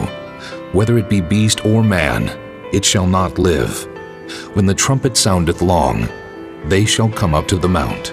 And Moses went down from the mount unto the people, and sanctified the people, and they washed their clothes. And he said unto the people, Be ready against the third day. Come not at your wives. And it came to pass on the third day in the morning, that there were thunders and lightnings, and a thick cloud upon the mount, and the voice of the trumpet exceeding loud, so that all the people that was in the camp trembled. And Moses brought forth the people out of the camp to meet with God, and they stood at the nether part of the mount. And Mount Sinai was altogether on a smoke, because the Lord descended upon it in fire, and the smoke thereof ascended as the smoke of a furnace, and the whole mount quaked greatly. And when the voice of the trumpet sounded long, and waxed louder and louder, Moses spake, and God answered him by a voice. And the Lord came down upon Mount Sinai, on the top of the mount, and the Lord called Moses up to the top of the mount. And Moses went up, and the Lord said unto Moses, Go down, charge the people lest they break through unto the Lord to gaze, and many of them perish. And let the priests also, which come near to the Lord, sanctify themselves, lest the Lord break forth upon them. And Moses said unto the Lord, The people cannot come up to Mount Sinai, for thou chargest us, saying, Set bounds about the mount, and sanctify it. And the Lord said unto him, Away, get thee down, and thou shalt come up, thou and Aaron with thee. But let not the priests and the people break through to come up unto the Lord, lest he break forth upon them. So Moses went down unto the people, and spake unto them. Chapter 20. And God spake all these words, saying, I am the Lord thy God, which have brought thee out of the land of Egypt, out of the house of bondage. Thou shalt have no other gods before me. Thou shalt not make unto thee any graven image, or any likeness of anything that is in heaven above, or that is in the earth beneath, or that is in the water under the earth. Thou shalt not bow down thyself to them, nor serve them. For I, the Lord thy God, am a jealous God, visiting the iniquity of the fathers upon the children unto the third and fourth generation of them that hate me, and showing mercy unto thousands of them that love me, and keep my commandments. Thou shalt not take the name of the Lord thy God in vain, for the Lord will not hold him guiltless that taketh his name in vain. Remember the Sabbath day to keep it holy. 6 days shalt thou labor and do all thy work, but the seventh day is the Sabbath of the Lord thy God. In it thou shalt not do any work, thou, nor thy son, nor thy daughter, thy manservant, nor thy maidservant, nor thy cattle, nor thy stranger that is within thy gates. For in 6 days the Lord made heaven and earth, the sea, and all that in them is, and rested the seventh day. Wherefore the Lord blessed the Sabbath day, and hallowed it. Honor thy father and thy mother, that thy days may be long upon the land which the Lord thy God giveth thee. Thou shalt not kill.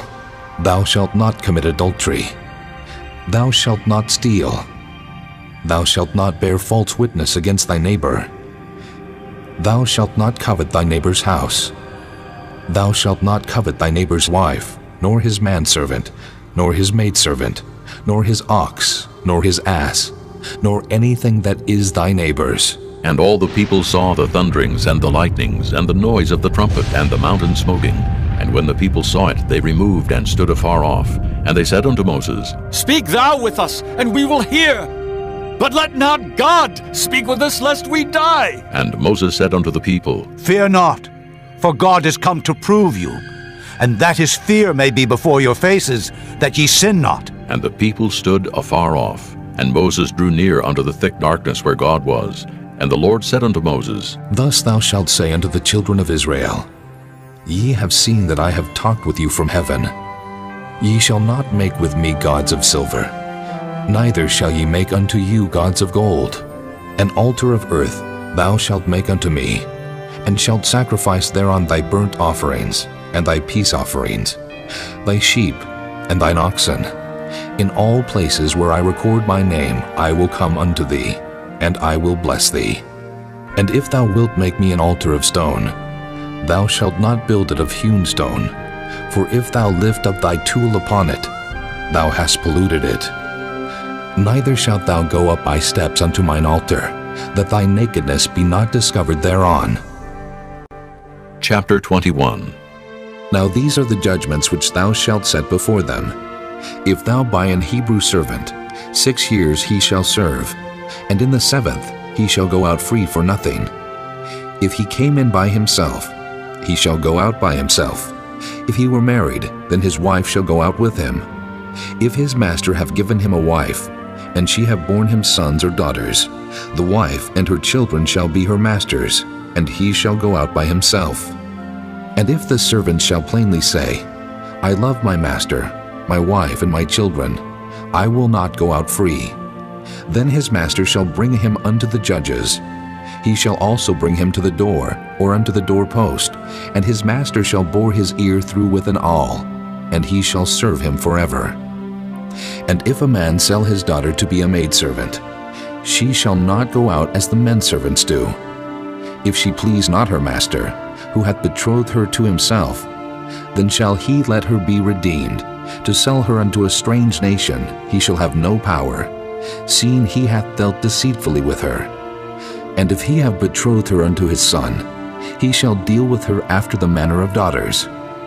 If he take him another wife, her food, her raiment, and her duty of marriage shall he not diminish. And if he do not these 3 unto her, then shall she go out free without money. He that smiteth a man so that he die, shall be surely put to death. And if a man lie not in wait, but God deliver him into his hand, then I will appoint thee a place whither he shall flee. But if a man come presumptuously upon his neighbor to slay him with guile, thou shalt take him from mine altar, that he may die. And he that smiteth his father or his mother shall be surely put to death. And he that stealeth a man and selleth him, or if he be found in his hand, he shall surely be put to death. And he that curseth his father or his mother shall surely be put to death. And if men strive together, and one smite another with a stone or with his fist, and he die not, but keepeth his bed, if he rise again, and walk abroad upon his staff, then shall he that smote him be quit.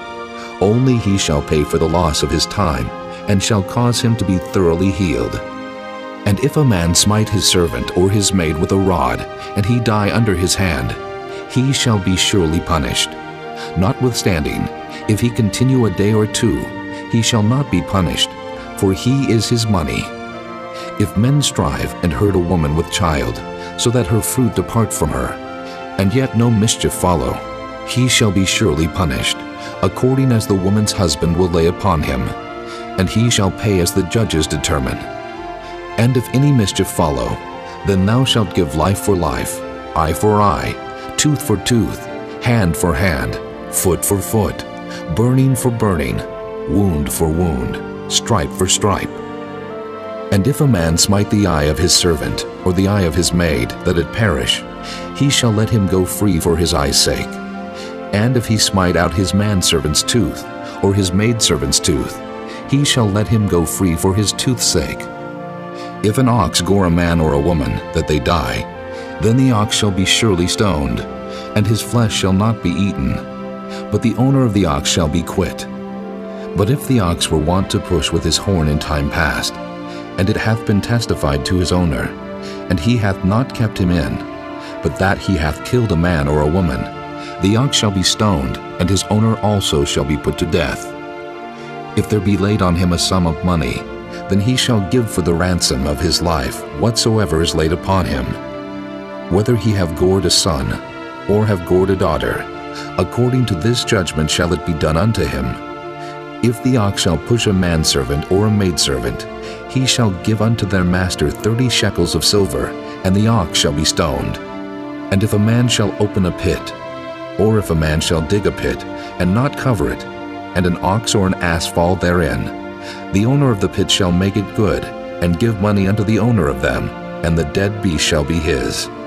And if one man's ox hurt another's, that he die, then they shall sell the live ox and divide the money of it, and the dead ox also they shall divide.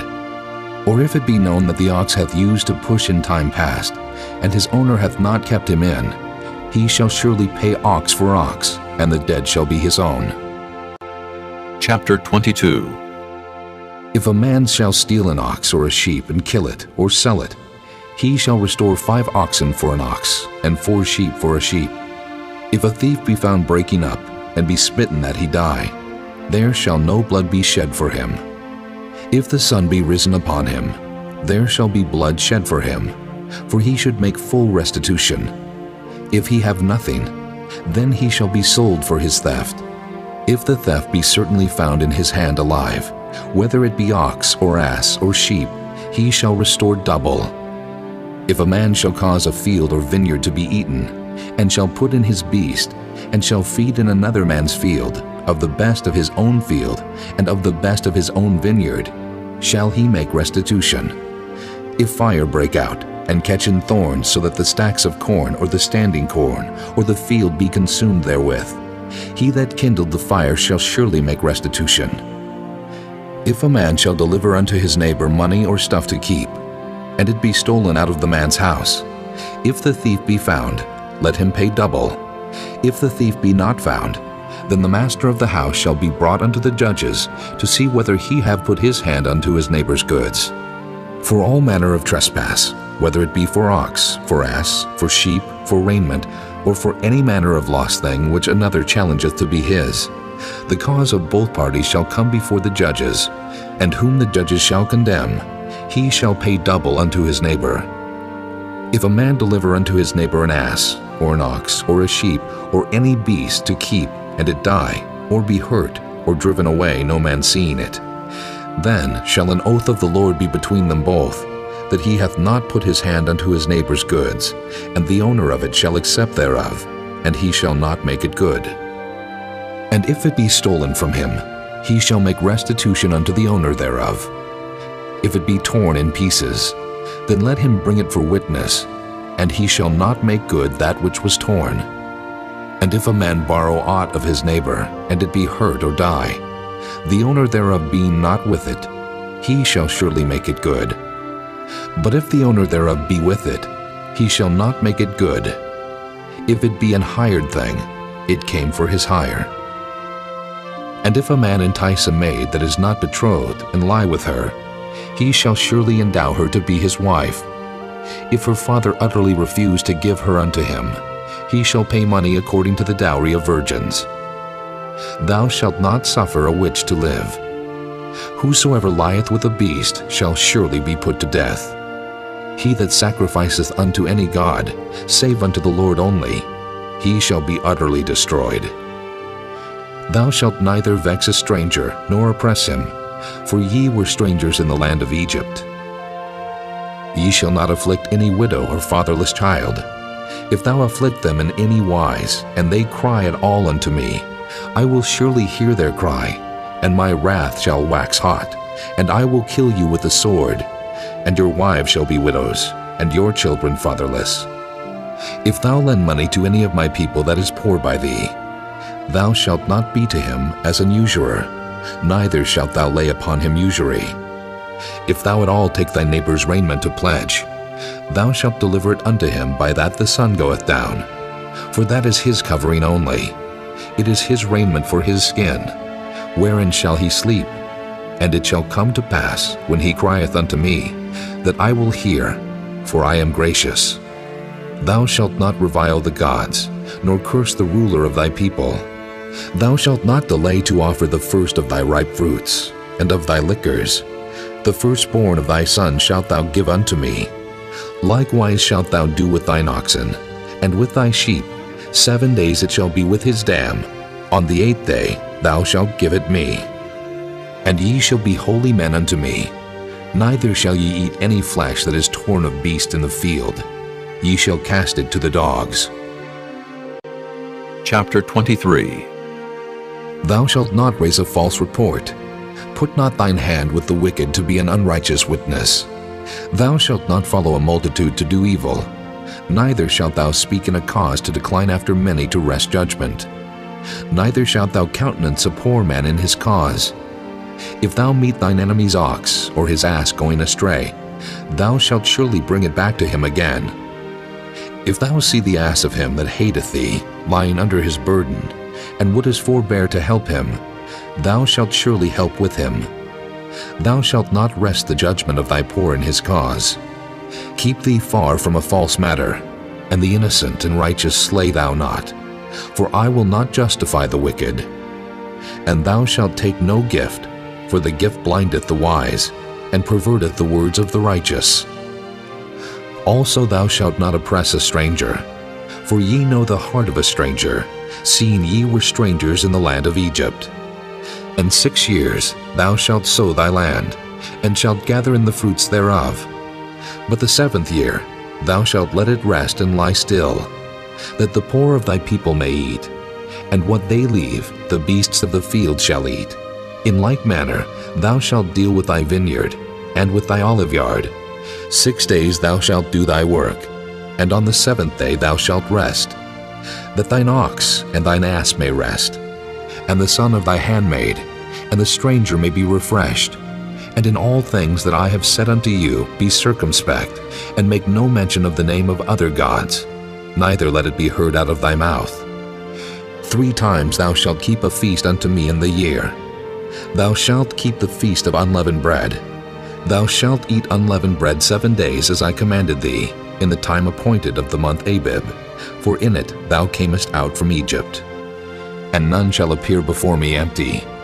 And the feast of harvest, the first fruits of thy labors which thou hast sown in the field, and the feast of ingathering, which is in the end of the year, when thou hast gathered in thy labors out of the field. 3 times in the year all thy males shall appear before the Lord God.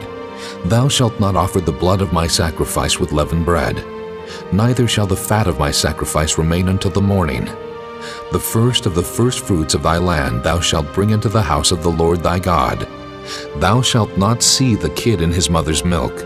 Behold, I send an angel before thee, to keep thee in the way, and to bring thee into the place which I have prepared. Beware of him, and obey his voice. Provoke him not, for he will not pardon your transgressions, for my name is in him.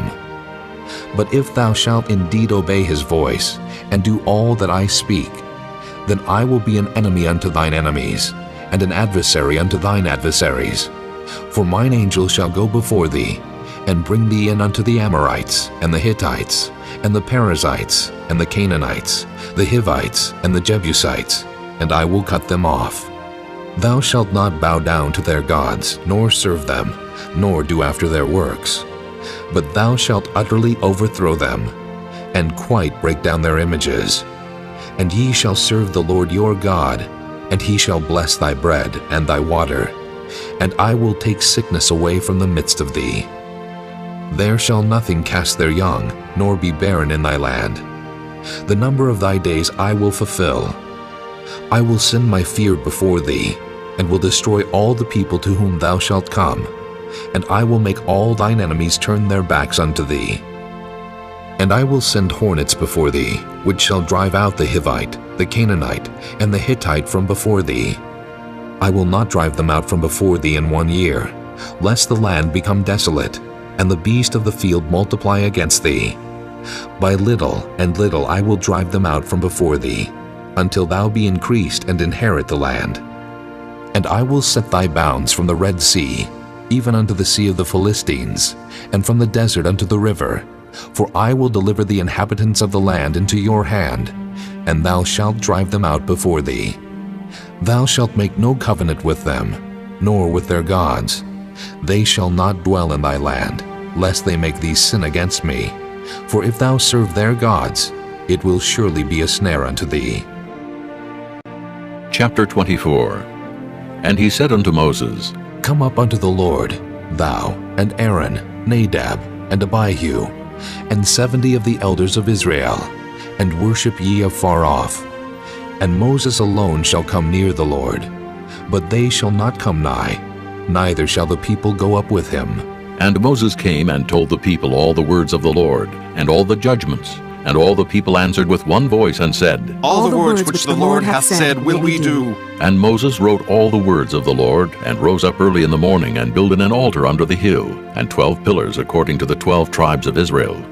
And he sent young men of the children of Israel, which offered burnt offerings, and sacrificed peace offerings of oxen unto the Lord. And Moses took half of the blood, and put it in basins, and half of the blood he sprinkled on the altar. And he took the book of the covenant, and read it in the audience of the people, and they said, All that the Lord hath said will we do, and be obedient.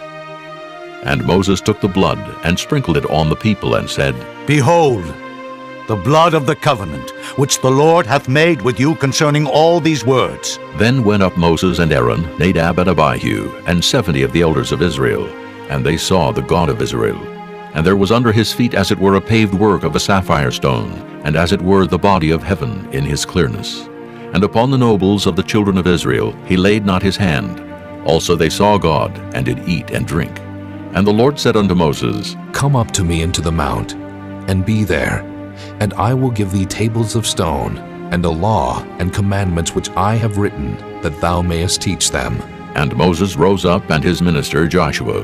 And Moses went up into the mount of God, and he said unto the elders, Tarry ye here for us, until we come again unto you. And behold, Aaron and Hur are with you. If any man have any matters to do, let him come unto them. And Moses went up into the mount, and a cloud covered the mount. And the glory of the Lord abode upon Mount Sinai, and the cloud covered it 6 days. And the 7th day he called unto Moses out of the midst of the cloud. And the sight of the glory of the Lord was like devouring fire on the top of the mount in the eyes of the children of Israel. And Moses went into the midst of the cloud, and gat him up into the mount. And Moses was in the mount 40 days and 40 nights. Chapter 25. And the Lord spake unto Moses, saying, Speak unto the children of Israel, that they bring me an offering. Of every man that giveth it willingly, with his heart ye shall take my offering. And this is the offering which ye shall take of them: gold, and silver, and brass, and blue, and purple, and scarlet, and fine linen, and goat's hair, and ram skins dyed red, and badger skins, and shittim wood, oil for the light, spices for anointing oil, and for sweet incense, onyx stones, and stones to be set in the ephod, and in the breastplate. And let them make me a sanctuary, that I may dwell among them, according to all that I show thee, after the pattern of the tabernacle, and the pattern of all the instruments thereof, even so shall ye make it. And they shall make an ark of shittim wood. 2 cubits and a half shall be the length thereof, and 1 cubit and a half the breadth thereof, and 1 cubit and a half the height thereof. And thou shalt overlay it with pure gold. Within and without shalt thou overlay it, and shalt make upon it a crown of gold round about. And thou shalt cast 4 rings of gold for it, and put them in the 4 corners thereof. And 2 rings shall be in the one side of it, and 2 rings in the other side of it. And thou shalt make staves of shittim wood, and overlay them with gold. And thou shalt put the staves into the rings by the sides of the ark, that the ark may be borne with them. The staves shall be in the rings of the ark. They shall not be taken from it. And thou shalt put into the ark the testimony which I shall give thee. And thou shalt make a mercy seat of pure gold. 2 cubits and a half shall be the length thereof, and 1 cubit and a half the breadth thereof. And thou shalt make 2 cherubims of gold. Of beaten work shalt thou make them in the 2 ends of the mercy seat. And make 1 cherub on the one end, and the other cherub on the other end. Even of the mercy seat shall ye make the cherubims on the 2 ends thereof. And the cherubims shall stretch forth their wings on high, covering the mercy seat with their wings, and their faces shall look one to another. Toward the mercy seat shall the faces of the cherubims be. And thou shalt put the mercy seat above upon the ark, and in the ark thou shalt put the testimony that I shall give thee. And there I will meet with thee, and I will commune with thee from above the mercy seat, from between the 2 cherubims which are upon the ark of the testimony, of all things which I will give thee in commandment unto the children of Israel. Thou shalt also make a table of shittim wood. 2 cubits shall be the length thereof, and 1 cubit the breadth thereof, and 1 cubit and a half the height thereof. And thou shalt overlay it with pure gold, and make thereto a crown of gold round about. And thou shalt make unto it a border of an handbreadth round about, and thou shalt make a golden crown to the border thereof round about. And thou shalt make for it 4 rings of gold, and put the rings in the 4 corners that are on the 4 feet thereof. Over against the border shall the rings be for places of the staves to bear the table. And thou shalt make the staves of shittim wood, and overlay them with gold, that the table may be borne with them. And thou shalt make the dishes thereof, and spoons thereof, and covers thereof, and bowls thereof, to cover withal, of pure gold shalt thou make them. And thou shalt set upon the table showbread before me alway. And thou shalt make a candlestick of pure gold, of beaten work shall the candlestick be made. His shaft, and his branches, his bowls, his knops, and his flowers shall be of the same. And 6 branches shall come out of the sides of it, 3 branches of the candlestick out of the one side, and 3 branches of the candlestick out of the other side. 3 bowls made like unto almonds, with a knop and a flower in one branch, and 3 bowls made like almonds in the other branch, with a knop and a flower. So in the 6 branches that come out of the candlestick, and in the candlestick shall be 4 bowls made like unto almonds, with their knops and their flowers. And there shall be a knop under 2 branches of the same, and a knop under 2 branches of the same, and a knop under 2 branches of the same, according to the 6 branches that proceed out of the candlestick. Their knops and their branches shall be of the same. All it shall be one beaten work of pure gold. And thou shalt make the 7 lamps thereof, and they shall light the lamps thereof, that they may give light over against it. And the tongs thereof, and the snuff dishes thereof, shall be of pure gold. Of a talent of pure gold shall he make it, with all these vessels. And look that thou make them after their pattern, which was showed thee in the mount. Chapter 26. Moreover, thou shalt make the tabernacle with 10 curtains of fine twined linen, and blue, and purple, and scarlet. With cherubims of cunning work shalt thou make them. The length of one curtain shall be 28 cubits, and the breadth of one curtain 4 cubits. And every one of the curtains shall have one measure. The 5 curtains shall be coupled together, one to another, and other 5 curtains shall be coupled one to another.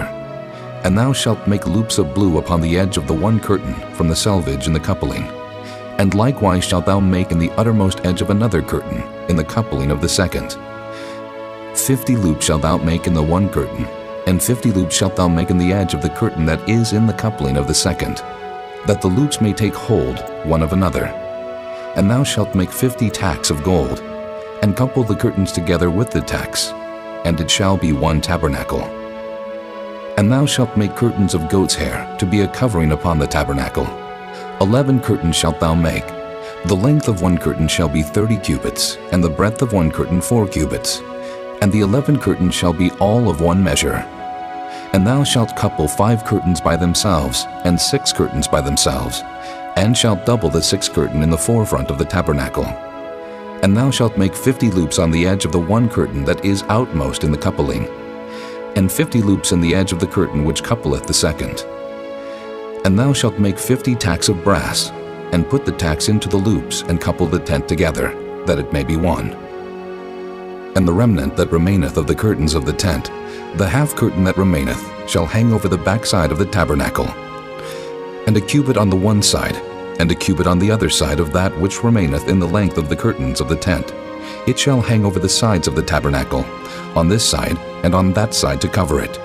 And thou shalt make a covering for the tent of ram skins dyed red, and a covering above of badger skins. And thou shalt make boards for the tabernacle of shittim wood standing up. 10 cubits shall be the length of a board, and a cubit and a half shall be the breadth of one board. 2 tenons shall there be in one board, set in order one against another. Thus shalt thou make for all the boards of the tabernacle. And thou shalt make the boards for the tabernacle 20 boards on the south side southward. And thou shalt make 40 sockets of silver under the 20 boards, 2 sockets under one board for his 2 tenons, and 2 sockets under another board for his 2 tenons. And for the second side of the tabernacle on the north side there shall be 20 boards. And there 40 sockets of silver, 2 sockets under one board, and 2 sockets under another board. And for the sides of the tabernacle westward, thou shalt make 6 boards. And 2 boards shalt thou make for the corners of the tabernacle in the 2 sides. And they shall be coupled together beneath, and they shall be coupled together above the head of it unto 1 ring. Thus shall it be for them both. They shall be for the 2 corners. And they shall be 8 boards, and their sockets of silver 16 sockets, 2 sockets under 1 board, and 2 sockets under another board. And thou shalt make bars of shittim wood, 5 for the boards of the one side of the tabernacle, and 5 bars for the boards of the other side of the tabernacle, and 5 bars for the boards of the side of the tabernacle, for the 2 sides westward. And the middle bar in the midst of the board shall reach from end to end. And thou shalt overlay the boards with gold, and make their rings of gold for places for the bars. And thou shalt overlay the bars with gold. And thou shalt rear up the tabernacle according to the fashion thereof, which was showed thee in the mount. And thou shalt make a veil of blue, and purple, and scarlet, and fine twined linen of cunning work. With cherubims shall it be made. And thou shalt hang it upon 4 pillars of shittim wood overlaid with gold. Their hooks shall be of gold upon the 4 sockets of silver. And thou shalt hang up the veil under the tacks, that thou mayest bring in thither within the veil the ark of the testimony. And the veil shall divide unto you between the holy place and the most holy. And thou shalt put the mercy seat upon the ark of the testimony in the most holy place. And thou shalt set the table without the veil, and the candlestick over against the table on the side of the tabernacle toward the south. And thou shalt put the table on the north side. And thou shalt make an hanging for the door of the tent of blue and purple and scarlet, and fine twined linen wrought with needlework. And thou shalt make for the hanging 5 pillars of shittim wood, and overlay them with gold, and their hooks shall be of gold. And thou shalt cast 5 sockets of brass for them. Chapter 27. And thou shalt make an altar of shittim wood, 5 cubits long and 5 cubits broad. The altar shall be 4 square, and the height thereof shall be 3 cubits. And thou shalt make the horns of it upon the 4 corners thereof. His horn shall be of the same. And thou shalt overlay it with brass. And thou shalt make his pans to receive his ashes, and his shovels, and his basins, and his flesh hooks, and his fire pans. All the vessels thereof thou shalt make of brass. And thou shalt make for it a grate of network of brass. And upon the net shalt thou make 4 brassen rings in the 4 corners thereof. And thou shalt put it under the compass of the altar beneath, that the net may be even to the midst of the altar. And thou shalt make staves for the altar, staves of shittim wood, and overlay them with brass. And the staves shall be put into the rings, and the staves shall be upon the 2 sides of the altar to bear it. Hollow with boards shalt thou make it. As it was showed thee in the mount, so shall they make it. And thou shalt make the court of the tabernacle. For the south side southward there shall be hangings for the cord of fine twined linen, of 100 cubits long for one side. And the 20 pillars thereof, and their 20 sockets shall be of brass. The hooks of the pillars, and their fillets shall be of silver. And likewise for the north side in length there shall be hangings of 100 cubits long, and his 20 pillars, and their 20 sockets of brass, the hooks of the pillars, and their fillets of silver. And for the breadth of the court on the west side shall be hangings of 50 cubits, their pillars 10, and their sockets 10. And the breadth of the court on the east side eastward shall be 50 cubits. The hangings of one side of the gate shall be 15 cubits, their pillars 3, and their sockets 3. And on the other side shall be hangings 15 cubits, their pillars 3, and their sockets 3. And for the gate of the court shall be an hanging of 20 cubits, of blue and purple and scarlet, and fine twined linen, wrought with needlework. And their pillars shall be 4, and their sockets 4. All the pillars round about the court shall be filleted with silver. Their hooks shall be of silver, and their sockets of brass. The length of the court shall be 100 cubits, and the breadth 50, everywhere. And the height 5 cubits of fine twined linen, and their sockets of brass. All the vessels of the tabernacle and all the service thereof, and all the pins thereof, and all the pins of the court shall be of brass. And thou shalt command the children of Israel that they bring thee pure oil olive beaten for the light, to cause the lamp to burn always. In the tabernacle of the congregation without the veil, which is before the testimony, Aaron and his sons shall order it from evening to morning before the Lord. It shall be a statute forever unto their generations on the behalf of the children of Israel. Chapter 28.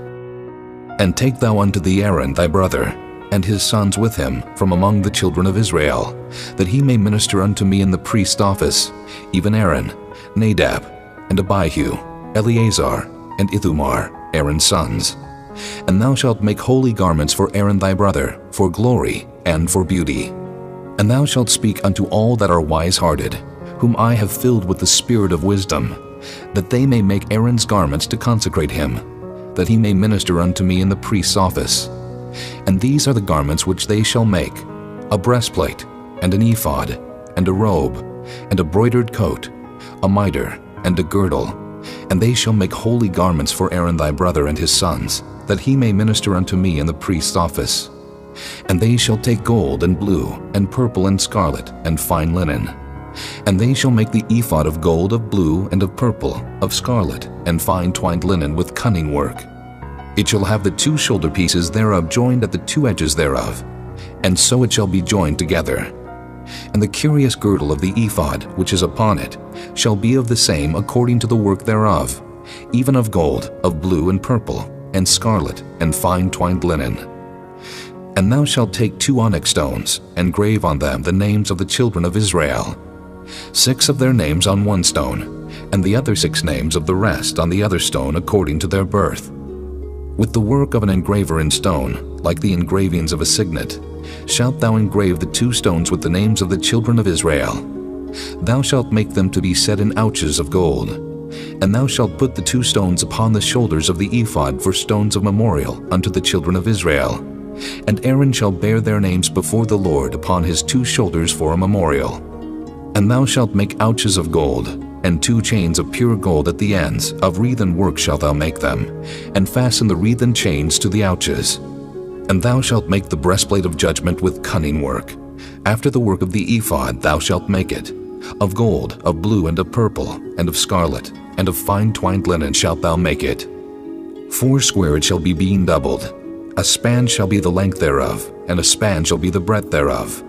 And thou shalt set in it settings of stones, even 4 rows of stones. The first row shall be a sardius, a topaz, and a carbuncle. This shall be the first row. And the second row shall be an emerald, a sapphire, and a diamond. And the third row, a ligure, an agate, and an amethyst. And the fourth row, a beryl, and an onyx, and a jasper.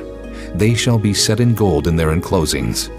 And the stones shall be with the names of the children of Israel, 12 according to their names, like the engravings of a signet. Every one with his name shall they be according to the 12 tribes. And thou shalt make upon the breastplate chains at the ends of wreathen work of pure gold. And thou shalt make upon the breastplate 2 rings of gold, and shalt put the 2 rings on the 2 ends of the breastplate. And thou shalt put the 2 wreathen chains of gold in the 2 rings which are on the ends of the breastplate.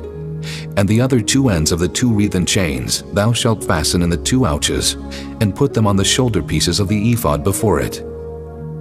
And thou shalt make 2 rings of gold, and thou shalt put them upon the 2 ends of the breastplate in the border thereof, which is in the side of the ephod inward. And 2 other rings of gold thou shalt make, and shalt put them on the 2 sides of the ephod underneath, toward the forepart thereof, over against the other coupling thereof, above the curious girdle of the ephod. And they shall bind the breastplate by the rings thereof unto the rings of the ephod with a lace of blue, that it may be above the curious girdle of the ephod, and that the breastplate be not loosed from the ephod. And Aaron shall bear the names of the children of Israel in the breastplate of judgment upon his heart, when he goeth in unto the holy place, for a memorial before the Lord continually. And thou shalt put in the breastplate of judgment the Urim and the Thummim, and they shall be upon Aaron's heart when he goeth in before the Lord. And Aaron shall bear the judgment of the children of Israel upon his heart before the Lord continually. And thou shalt make the robe of the ephod all of blue, and there shall be an hole in the top of it, in the midst thereof. It shall have a binding of woven work round about the whole of it, as it were the hole of an habergeon, that it be not rent. And beneath, upon the hem of it, thou shalt make pomegranates of blue, and of purple, and of scarlet, round about the hem thereof, and bells of gold between them round about. A golden bell and a pomegranate, a golden bell and a pomegranate, upon the hem of the robe round about.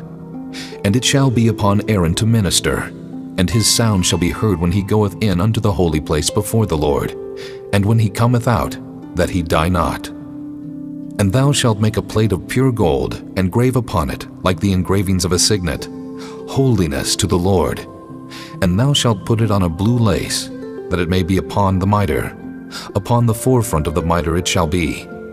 And it shall be upon Aaron's forehead, that Aaron may bear the iniquity of the holy things, which the children of Israel shall hallow in all their holy gifts.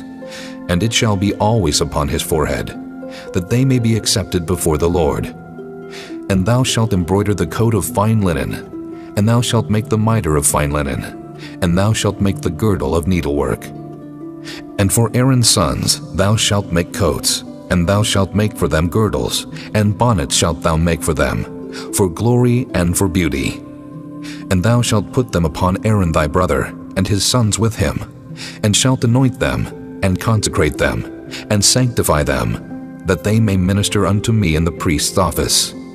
And thou shalt make them linen breeches to cover their nakedness. From the loins even unto the thighs they shall reach.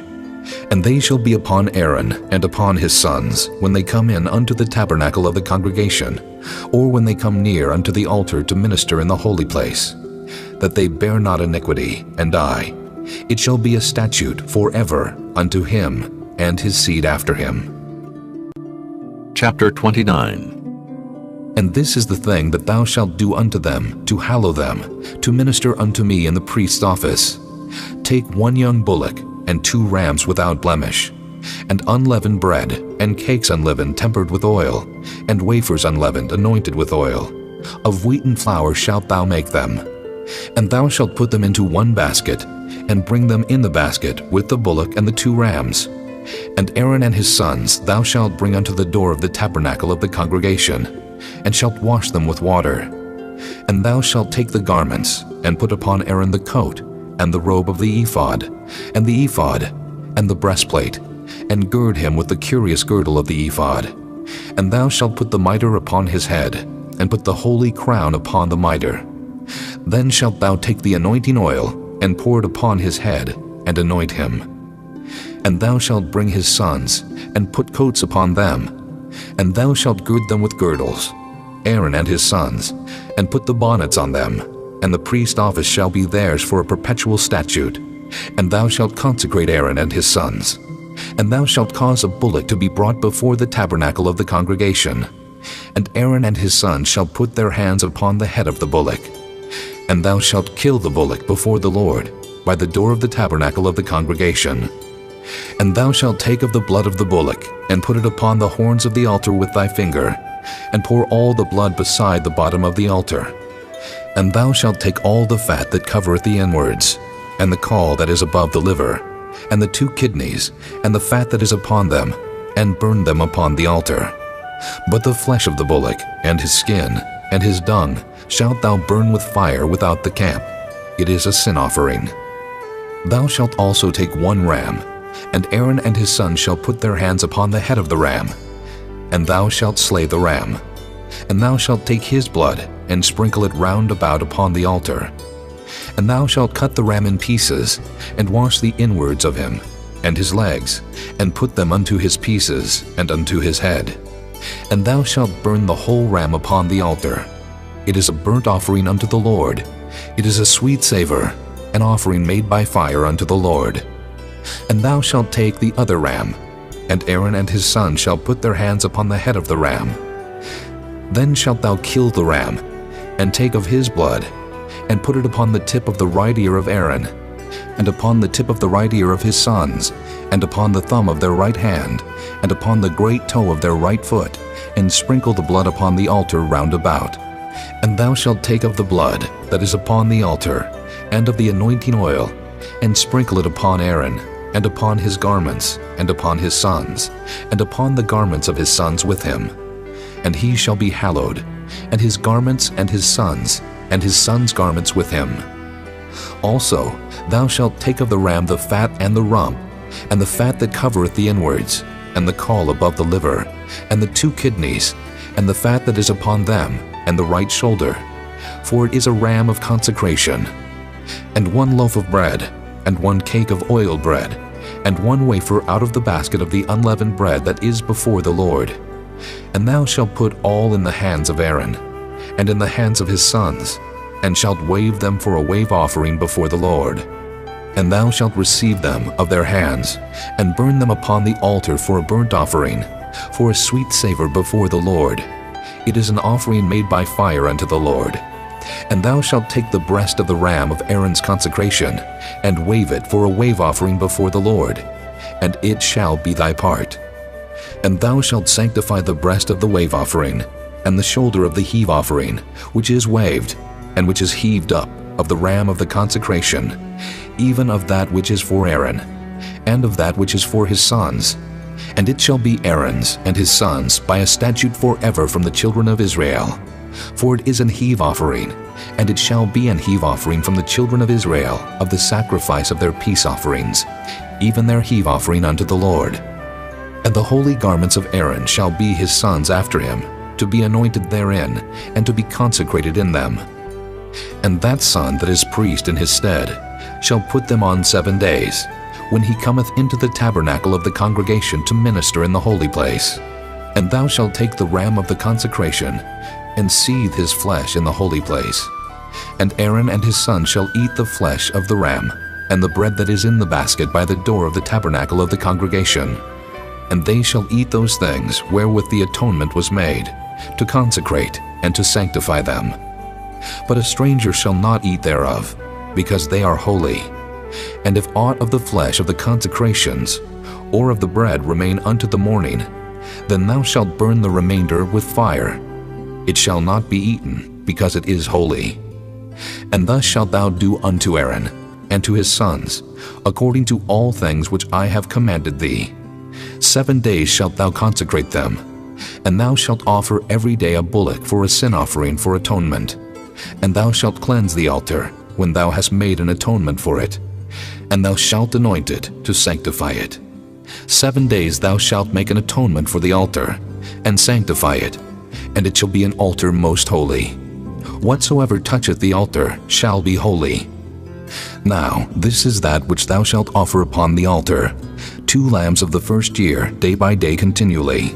The 1 lamb thou shalt offer in the morning, and the other lamb thou shalt offer at even. And with the 1 lamb 1/10 deal of flour mingled with the 4th part of an hin of beaten oil, and the 4th part of an hin of wine for a drink offering. And the other lamb thou shalt offer at even, and shalt do thereto according to the meat offering of the morning, and according to the drink offering thereof, for a sweet savor, an offering made by fire unto the Lord. This shall be a continual burnt offering throughout your generations at the door of the tabernacle of the congregation before the Lord, where I will meet you, to speak there unto thee. And there I will meet with the children of Israel, and the tabernacle shall be sanctified by my glory. And I will sanctify the tabernacle of the congregation, and the altar.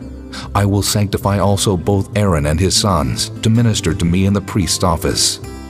And I will dwell among the children of Israel, and will be their God.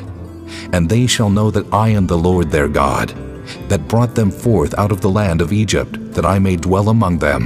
I am the Lord their God. Chapter 30.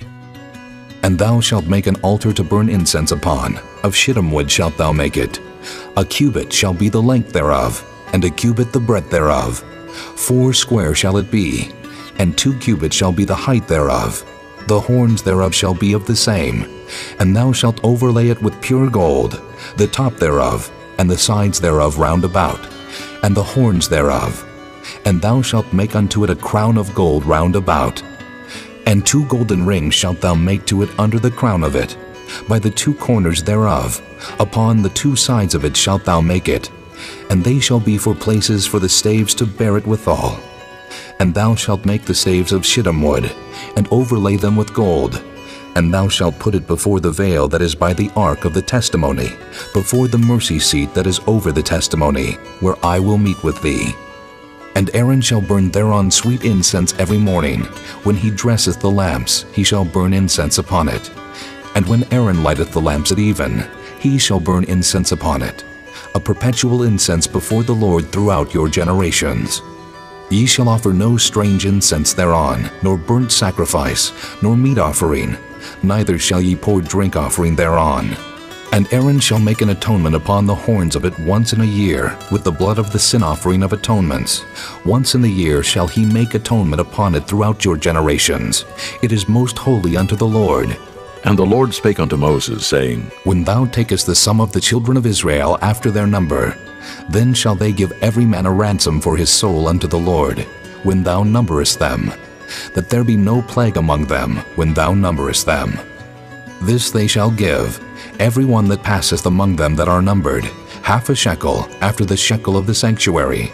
A shekel is 20 gerahs, and half shekel shall be the offering of the Lord. Every one that passeth among them that are numbered, from 20 years old and above, shall give an offering unto the Lord. The rich shall not give more, and the poor shall not give less than half a shekel, when they give an offering unto the Lord to make an atonement for your souls. And thou shalt take the atonement money of the children of Israel, and shalt appoint it for the service of the tabernacle of the congregation, that it may be a memorial unto the children of Israel before the Lord, to make an atonement for your souls. And the Lord spake unto Moses, saying, Thou shalt also make a laver of brass, and his foot also of brass, to wash withal, and thou shalt put it between the tabernacle of the congregation and the altar, and thou shalt put water therein. For Aaron and his sons shall wash their hands and their feet thereat. When they go into the tabernacle of the congregation, they shall wash with water, that they die not. Or when they come near to the altar to minister, to burn offering made by fire unto the Lord. So they shall wash their hands and their feet, that they die not. And it shall be a statute forever to them, even to him and to his seed throughout their generations. Moreover, the Lord spake unto Moses, saying, Take thou also unto thee principal spices of pure myrrh, 500 shekels, and of sweet cinnamon half so much, even 250 shekels, and of sweet calamus 250 shekels, and of cassia 500 shekels, after the shekel of the sanctuary, and of oil olive and hin. And thou shalt make it an oil of holy ointment, an ointment compound after the art of the apothecary. It shall be an holy anointing oil. And thou shalt anoint the tabernacle of the congregation therewith, and the ark of the testimony, and the table, and all his vessels, and the candlestick, and his vessels, and the altar of incense, and the altar of burnt offering with all his vessels, and the laver, and his foot. And thou shalt sanctify them, that they may be most holy. Whatsoever toucheth them shall be holy. And thou shalt anoint Aaron and his sons, and consecrate them, that they may minister unto me in the priest's office. And thou shalt speak unto the children of Israel, saying, This shall be an holy anointing oil unto me throughout your generations. Upon man's flesh shall it not be poured, neither shall ye make any other like it after the composition of it. It is holy, and it shall be holy unto you. Whosoever compoundeth any like it, or whosoever putteth any of it upon a stranger, shall even be cut off from his people. And the Lord said unto Moses, Take unto thee sweet spices, stacte, and onycha, and galbanum. These sweet spices with pure frankincense, of each shall there be a like weight. And thou shalt make it a perfume, a confection after the art of the apothecary, tempered together, pure and holy. And thou shalt beat some of it very small, and put of it before the testimony in the tabernacle of the congregation, where I will meet with thee. It shall be unto you most holy. And as for the perfume which thou shalt make, ye shall not make to yourselves according to the composition thereof. It shall be unto thee holy for the Lord. Whosoever shall make like unto that, to smell thereto, shall even be cut off from his people. Chapter 31.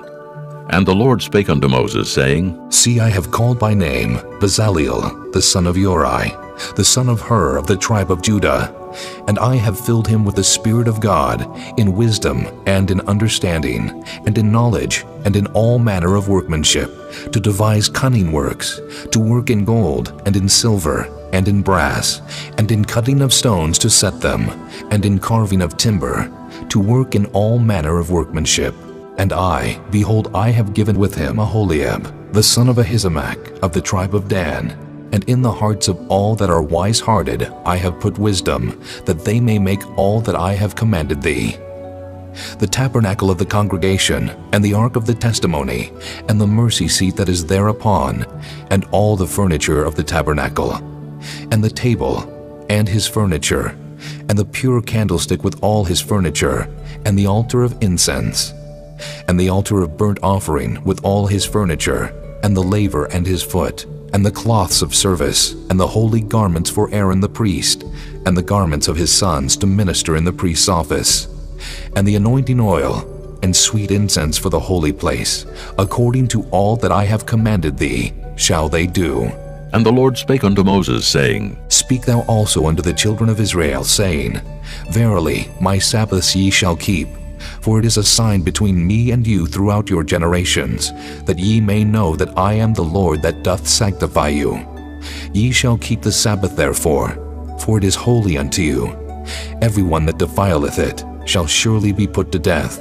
For whosoever doeth any work therein, that soul shall be cut off from among his people.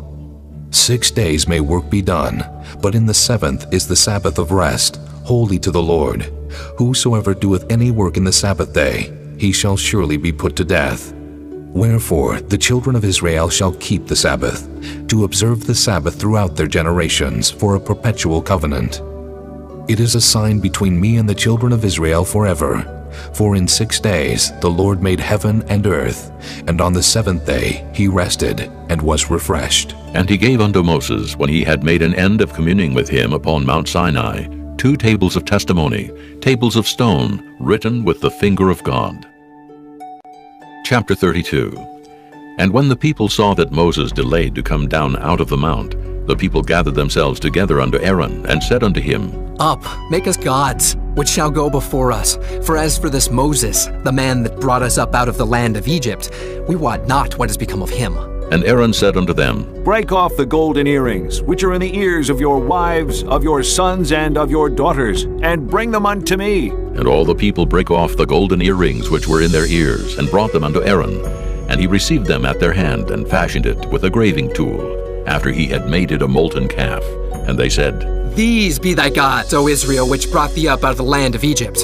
And when Aaron saw it, he built an altar before it, and Aaron made proclamation and said, Tomorrow is a feast to the Lord. And they rose up early on the morrow, and offered burnt offerings, and brought peace offerings. And the people sat down to eat and to drink, and rose up to play. And the Lord said unto Moses, Go, get thee down, for thy people which thou broughtest out of the land of Egypt have corrupted themselves. They have turned aside quickly out of the way which I commanded them.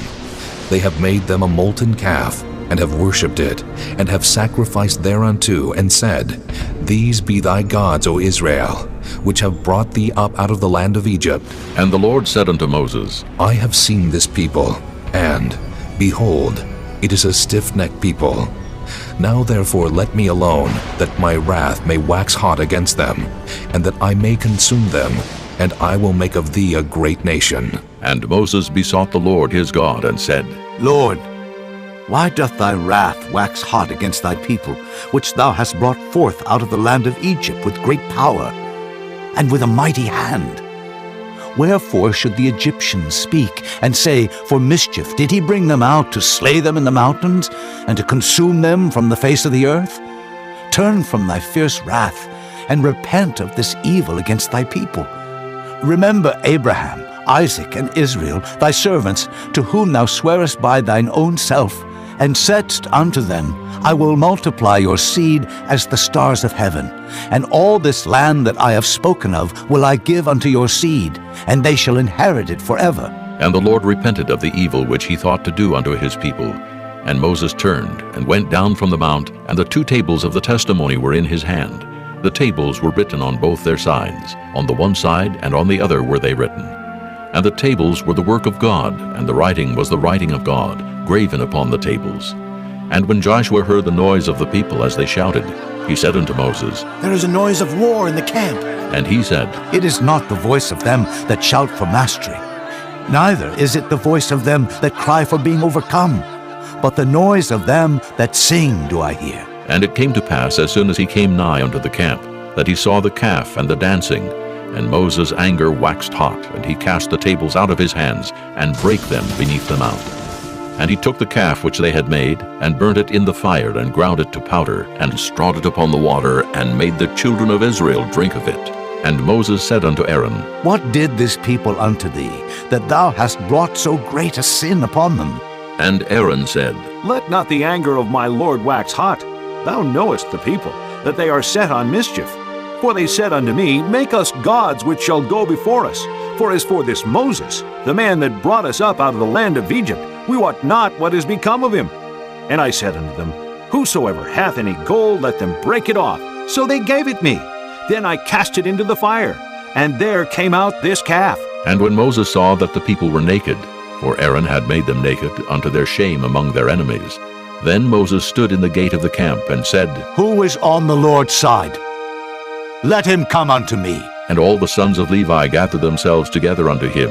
And he said unto them, Thus saith the Lord God of Israel, Put every man his sword by his side, and go in and out from gate to gate throughout the camp, and slay every man his brother, and every man his companion, and every man his neighbor. And the children of Levi did according to the word of Moses. And there fell of the people that day about 3,000 men. For Moses had said, Consecrate yourselves today to the Lord, even every man upon his son, and upon his brother, that he may bestow upon you a blessing this day. And it came to pass on the morrow, that Moses said unto the people, Ye have sinned a great sin, and now I will go up unto the Lord. Peradventure I shall make an atonement for your sin. And Moses returned unto the Lord, and said, Oh, this people have sinned a great sin, and have made them gods of gold. Yet now, if thou wilt forgive their sin, and if not, blot me, I pray thee, out of thy book which thou hast written. And the Lord said unto Moses, Whosoever hath sinned against me, him will I blot out of my book. Therefore now go, lead the people unto the place of which I have spoken unto thee. Behold, mine angel shall go before thee. Nevertheless, in the day when I visit, I will visit their sin upon them. And the Lord plagued the people, because they made the calf which Aaron made. Chapter 33. And the Lord said unto Moses, Depart, and go up hence, thou and the people which thou hast brought up out of the land of Egypt, unto the land which I swear unto Abraham, to Isaac, and to Jacob, saying, Unto thy seed will I give it. And I will send an angel before thee, and I will drive out the Canaanite, the Amorite, and the Hittite, and the Perizzite, the Hivite, and the Jebusite, unto a land flowing with milk and honey. For I will not go up in the midst of thee, for thou art a stiff-necked people, lest I consume thee in the way. And when the people heard these evil tidings, they mourned, and no man did put on him his ornaments, for the Lord had said unto Moses, Say unto the children of Israel, Ye are a stiff-necked people. I will come up into the midst of thee in a moment, and consume thee. Therefore now put off thy ornaments from thee, that I may know what to do unto thee. And the children of Israel stripped themselves of their ornaments by the Mount Horeb. And Moses took the tabernacle, and pitched it without the camp, afar off from the camp, and called it the tabernacle of the congregation. And it came to pass that every one which sought the Lord went out unto the tabernacle of the congregation, which was without the camp. And it came to pass, when Moses went out unto the tabernacle, that all the people rose up, and stood every man at his tent door, and looked after Moses until he was gone into the tabernacle. And it came to pass, as Moses entered into the tabernacle, the cloudy pillar descended, and stood at the door of the tabernacle, and the Lord talked with Moses. And all the people saw the cloudy pillar stand at the tabernacle door, and all the people rose up and worshipped, every man in his tent door. And the Lord spake unto Moses face to face, as a man speaketh unto his friend. And he turned again into the camp. But his servant Joshua the son of Nun, a young man, departed not out of the tabernacle. And Moses said unto the Lord, See, thou sayest unto me, Bring up this people. And thou hast not let me know whom thou wilt send with me. Yet thou hast said, I know thee by name, and thou hast also found grace in my sight. Now, therefore, I pray thee, if I have found grace in thy sight, show me now thy way, that I may know thee, that I may find grace in thy sight, and consider that this nation is thy people. And he said, My presence shall go with thee, and I will give thee rest. And he said unto him, If thy presence go not with me, carry us not up hence. For wherein shall it be known here that I and thy people have found grace in thy sight? Is it not in that thou goest with us? So shall we be separated, I and thy people, from all the people that are upon the face of the earth. And the Lord said unto Moses, I will do this thing also that thou hast spoken, for thou hast found grace in my sight, and I know thee by name. And he said, I beseech thee, show me thy glory. And he said, I will make all my goodness pass before thee, and I will proclaim the name of the Lord before thee, and will be gracious to whom I will be gracious, and will show mercy on whom I will show mercy. And he said, Thou canst not see my face, for there shall no man see me and live. And the Lord said, Behold, there is a place by me, and thou shalt stand upon a rock. And it shall come to pass, while my glory passeth by, that I will put thee in a cleft of the rock, and will cover thee with my hand while I pass by. And I will take away mine hand, and thou shalt see my back parts, but my face shall not be seen. This concludes disc number 5. Chapter 34. And the Lord said unto Moses, Hew thee 2 tables of stone like unto the first, and I will write upon these tables the words that were in the first tables which thou breakest. And be ready in the morning, and come up in the morning unto Mount Sinai, and present thyself there to me in the top of the mount. And no man shall come up with thee, neither let any man be seen throughout all the mount, neither let the flocks nor herds feed before that mount. And he hewed 2 tables of stone like unto the first. And Moses rose up early in the morning, and went up unto Mount Sinai, as the Lord had commanded him, and took in his hand the 2 tables of stone. And the Lord descended in the cloud, and stood with him there, and proclaimed the name of the Lord. And the Lord passed by before him, and proclaimed, The Lord God, merciful and gracious, long-suffering and abundant in goodness and truth, keeping mercy for thousands, forgiving iniquity and transgression and sin, and that will by no means clear the guilty, visiting the iniquity of the fathers upon the children, and upon the children's children, unto the 3rd and to the 4th generation. And Moses made haste, and bowed his head toward the earth, and worshipped. And he said, If now I have found grace in thy sight, O Lord, let my Lord, I pray thee, go among us, for it is a stiff-necked people. And pardon our iniquity and our sin, and take us for thine inheritance. And he said, Behold, I make a covenant. Before all thy people I will do marvels, such as have not been done in all the earth, nor in any nation. And all the people among which thou art shall see the work of the Lord, for it is a terrible thing that I will do with thee. Observe thou that which I command thee this day. Behold, I drive out before thee the Amorite, and the Canaanite, and the Hittite, and the Perizzite, and the Hivite, and the Jebusite. Take heed to thyself, lest thou make a covenant with the inhabitants of the land whither thou goest, lest it be for a snare in the midst of thee. But ye shall destroy their altars, break their images, and cut down their groves. For thou shalt worship no other God, for the Lord, whose name is jealous, is a jealous God, lest thou make a covenant with the inhabitants of the land, and they go a-whoring after their gods, and do sacrifice unto their gods, and one call thee, and thou eat of his sacrifice. And thou take of their daughters unto thy sons, and their daughters go a-whoring after their gods, and make thy sons go a-whoring after their gods. Thou shalt make thee no molten gods. The feast of unleavened bread shalt thou keep. 7 days thou shalt eat unleavened bread, as I commanded thee in the time of the month Abib. For in the month Abib thou camest out from Egypt. All that openeth the matrix is mine, and every firstling among thy cattle, whether ox or sheep that is male. But the firstling of an ass thou shalt redeem with a lamb, and if thou redeem him not, then shalt thou break his neck. All the firstborn of thy sons thou shalt redeem, and none shall appear before me empty. 6 days thou shalt work, but on the 7th day thou shalt rest. In earing time and in harvest thou shalt rest. And thou shalt observe the feast of weeks, of the firstfruits of wheat harvest, and the feast of ingathering at the year's end. Thrice in the year shall all your men children appear before the Lord God, the God of Israel. For I will cast out the nations before thee, and enlarge thy borders. Neither shall any man desire thy land when thou shalt go up to appear before the Lord thy God thrice in the year.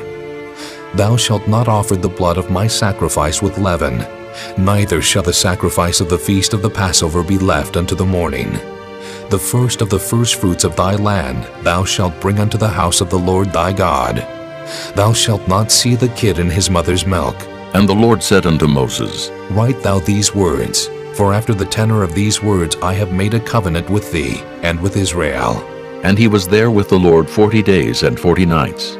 He did neither eat bread nor drink water, and he wrote upon the tables the words of the covenant, the 10 commandments. And it came to pass, when Moses came down from Mount Sinai with the 2 tables of testimony in Moses' hand, when he came down from the mount, that Moses wist not that the skin of his face shone while he talked with him. And when Aaron and all the children of Israel saw Moses, behold, the skin of his face shone, and they were afraid to come nigh him. And Moses called unto them, and Aaron and all the rulers of the congregation returned unto him, and Moses talked with them. And afterward all the children of Israel came nigh, and he gave them in commandment all that the Lord had spoken with him in Mount Sinai. Until Moses had done speaking with them, he put a veil on his face. But when Moses went in before the Lord to speak with him, he took the veil off until he came out. And he came out and spake unto the children of Israel that which he was commanded. And the children of Israel saw the face of Moses, that the skin of Moses' face shone. And Moses put the veil upon his face again, until he went in to speak with him. Chapter 35. And Moses gathered all the congregation of the children of Israel together, and said unto them, These are the words which the Lord hath commanded, that ye should do them. 6 days shall work be done, but on the 7th day there shall be to you an holy day, a Sabbath of rest to the Lord. Whosoever doeth work therein shall be put to death. Ye shall kindle no fire throughout your habitations upon the Sabbath day. And Moses spake unto all the congregation of the children of Israel, saying, This is the thing which the Lord commanded, saying, Take ye from among you an offering unto the Lord. Whosoever is of a willing heart, let him bring it, an offering of the Lord, gold and silver and brass and blue and purple and scarlet and fine linen and goat's hair, and ram's skins dyed red, and badger's skins, and shittim wood, and oil for the light, and spices for anointing oil, and for the sweet incense, and onyx stones, and stones to be set for the ephod, and for the breastplate. And every wise-hearted among you shall come, and make all that the Lord hath commanded: the tabernacle, his tent, and his covering, his tacks, and his boards, his bars, his pillars, and his sockets, the ark, and the staves thereof, with the mercy seat, and the veil of the covering, the table, and his staves, and all his vessels, and the showbread, the candlestick also for the light, and his furniture, and his lamps, with the oil for the light, and the incense altar, and his staves, and the anointing oil, and the sweet incense, and the hanging for the door at the entering in of the tabernacle, the altar of burnt offering, with his brazen grate, his staves, and all his vessels, the laver, and his foot, the hangings of the court, his pillars, and their sockets, and the hanging for the door of the court, the pins of the tabernacle, and the pins of the court, and their cords, the cloths of service, to do service in the holy place, the holy garments for Aaron the priest, and the garments of his sons, to minister in the priest's office. And all the congregation of the children of Israel departed from the presence of Moses. And they came, every one whose heart stirred him up, and every one whom his spirit made willing. And they brought the Lord's offering to the work of the tabernacle of the congregation, and for all his service, and for the holy garments. And they came, both men and women, as many as were willing-hearted, and brought bracelets and earrings and rings and tablets, all jewels of gold. And every man that offered an offering of gold unto the Lord. And every man with whom was found blue and purple and scarlet and fine linen and goat's hair and red skins of rams and badger skins brought them. Every one that did offer an offering of silver and brass brought the Lord's offering. And every man with whom was found shittim wood for any work of the service brought it. And all the women that were wise-hearted did spin with their hands, and brought that which they had spun, both of blue and of purple and of scarlet, and of fine linen. And all the women whose hearts stirred them up in wisdom spun goat's hair. And the rulers brought onyx stones, and stones to be set for the ephod and for the breastplate, and spice and oil for the light, and for the anointing oil, and for the sweet incense.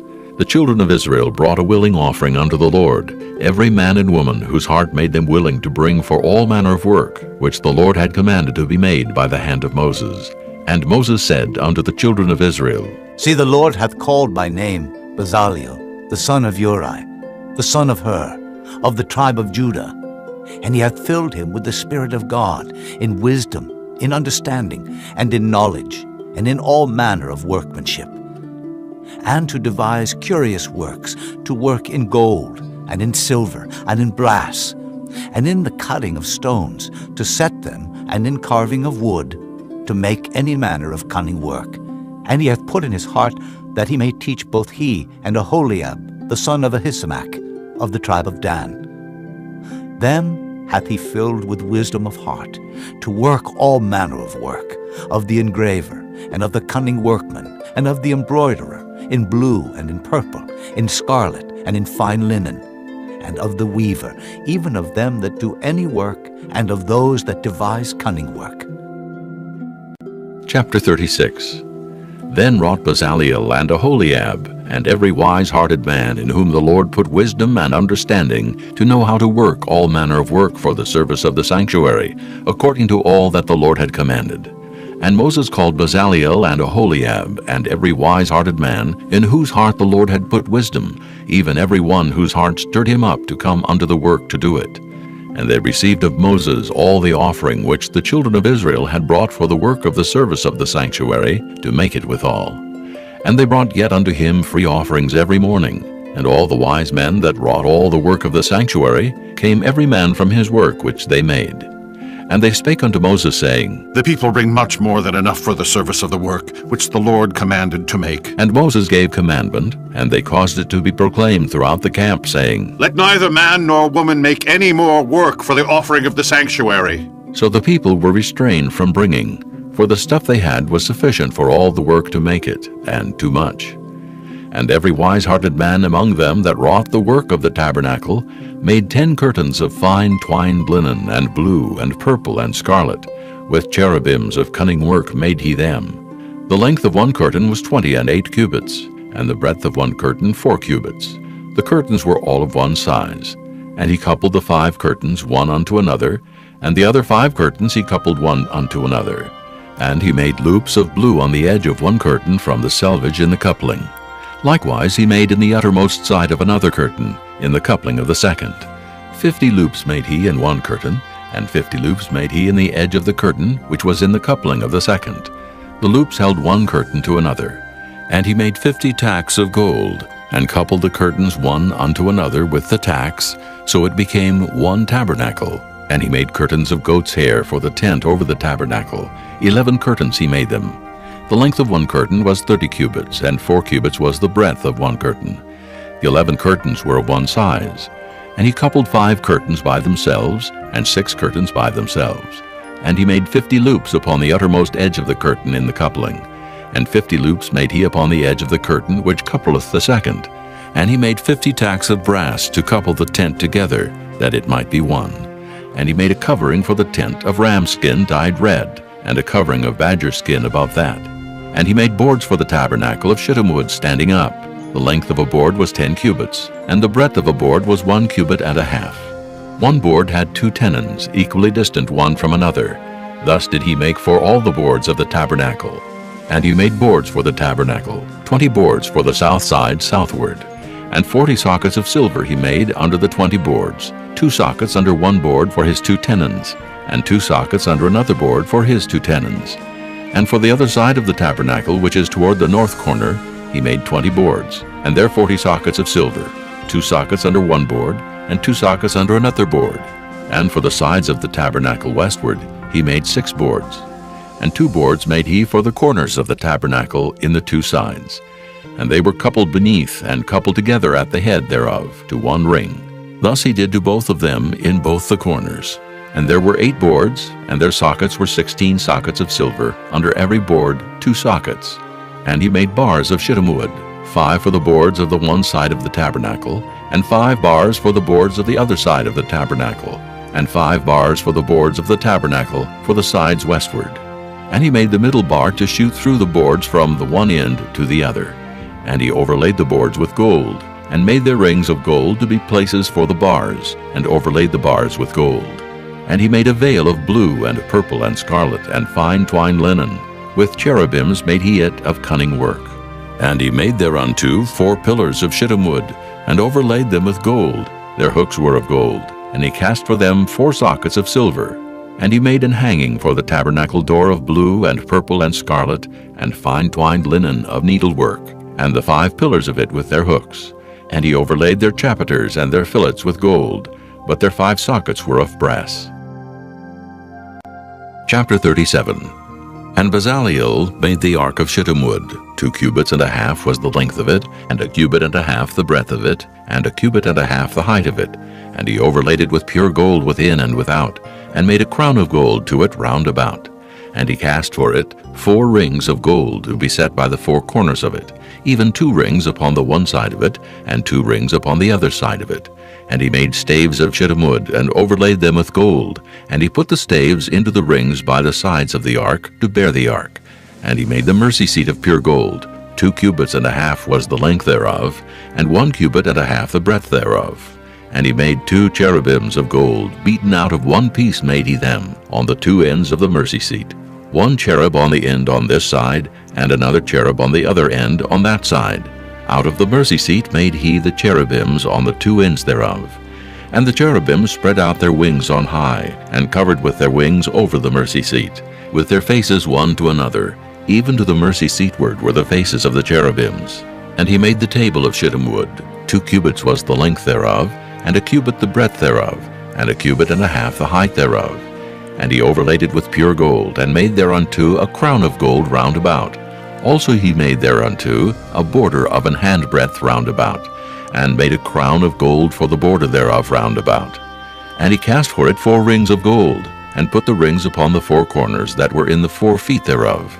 Over against the border were the rings, the places for the staves to bear the table. And he made the staves of shittim wood, and overlaid them with gold to bear the table. And he made the vessels which were upon the table, his dishes and his spoons and his bowls, and his covers to cover withal, of pure gold. And he made the candlestick of pure gold, of beaten work made he the candlestick. His shaft and his branch, his bowls, his knops, and his flowers were of the same, and 6 branches going out of the sides thereof, 3 branches of the candlestick out of the one side thereof, and 3 branches of the candlestick out of the other side thereof. 3 bowls made after the fashion of almonds in one branch, a knop and a flower, and 3 bowls made like almonds in another branch, a knop and a flower. So throughout the 6 branches going out of the candlestick. And in the candlestick were 4 bowls made like almonds, his knops and his flowers, and a knop under 2 branches of the same, and a knop under 2 branches of the same, and a knop under 2 branches of the same, according to the 6 branches going out of it. Their knops and their branches were of the same. All of it was one beaten work of pure gold. And he made his 7 lamps and his snuffers, and his snuff dishes of pure gold. Of a talent of pure gold made he it, and all the vessels thereof. And he made the incense altar of shittim wood. The length of it was 1 cubit, and the breadth of it 1 cubit. It was 4 square, and 2 cubits was the height of it. The horns thereof were of the same.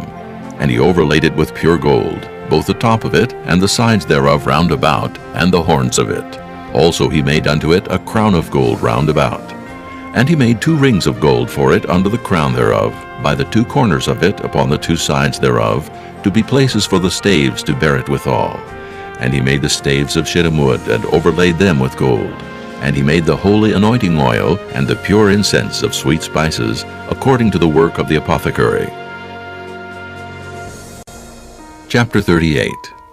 And he made the altar of burnt offering of shittim wood. 5 cubits was the length thereof, and 5 cubits the breadth thereof. It was 4 square, and 3 cubits the height thereof. And he made the horns thereof on the 4 corners of it. The horns thereof were of the same, and he overlaid it with brass. And he made all the vessels of the altar, the pots and the shovels and the basins and the flesh hooks and the fire pans. All the vessels thereof made he of brass. And he made for the altar a brazen grate of network under the compass thereof beneath unto the midst of it. And he cast 4 rings for the 4 ends of the grate of brass, to be places for the staves. And he made the staves of shittim wood, and overlaid them with brass. And he put the staves into the rings on the sides of the altar, to bear it withal. He made the altar hollow with boards. And he made the laver of brass, and the foot of it of brass, of the looking glasses of the women assembling, which assembled at the door of the tabernacle of the congregation. And he made the court. On the south side southward, the hangings of the court were of fine twined linen, 100 cubits. Their pillars were 20, and their brazen sockets 20. The hooks of the pillars and their fillets were of silver. And for the north side the hangings were 100 cubits. Their pillars were 20, and their sockets of brass 20. The hooks of the pillars and their fillets of silver. And for the west side were hangings of 50 cubits. Their pillars 10, and their sockets 10. The hooks of the pillars and their fillets of silver. And for the east side eastward 50 cubits. The hangings of the one side of the gate were 15 cubits. Their pillars 3, and their sockets 3. And for the other side of the court gate, on this hand and that hand, were hangings of 15 cubits. Their pillars 3, and their sockets 3. All the hangings of the court round about were of fine twined linen. And the sockets for the pillars were of brass, the hooks of the pillars and their fillets of silver, and the overlaying of their chapiters of silver, and all the pillars of the court were filleted with silver. And the hanging for the gate of the court was needlework of blue and purple and scarlet and fine twined linen, and 20 cubits was the length, and the height and the breadth was 5 cubits, answerable to the hangings of the court. And their pillars were 4, and their sockets of brass 4, their hooks of silver, and the overlaying of their chapiters, and their fillets of silver. And all the pins of the tabernacle, and of the court round about, were of brass. This is the sum of the tabernacle, even of the tabernacle of testimony, as it was counted according to the commandment of Moses, for the service of the Levites, by the hand of Ithamar, son to Aaron the priest. And Bezaleel, the son of Uri, the son of Hur, of the tribe of Judah, made all that the Lord commanded Moses. And with him was Aholiab, son of Ahishamach, of the tribe of Dan, an engraver, and a cunning workman, and an embroiderer in blue and in purple, and in scarlet and fine linen. All the gold that was occupied for the work in all the work of the holy place, even the gold of the offering, was 29 talents, and 730 shekels, after the shekel of the sanctuary. And the silver of them that were numbered of the congregation was 100 talents, and 1,760 shekels, after the shekel of the sanctuary. A beka for every man, that is, half a shekel after the shekel of the sanctuary, for every one that went to be numbered from 20 years old and upward, for 600,000 and 3,550 men. And of the 100 talents of silver were cast the sockets of the sanctuary, and the sockets of the veil, 100 sockets of the 100 talents, a talent for a socket. And of the 1,775 shekels he made hooks for the pillars, and overlaid their chapiters, and filleted them. And the brass of the offering was 70 talents, and 2,400 shekels, and therewith he made the sockets to the door of the tabernacle of the congregation, and the brazen altar, and the brazen grate for it, and all the vessels of the altar, and the sockets of the court round about, and the sockets of the court gate, and all the pins of the tabernacle, and all the pins of the court round about. Chapter 39.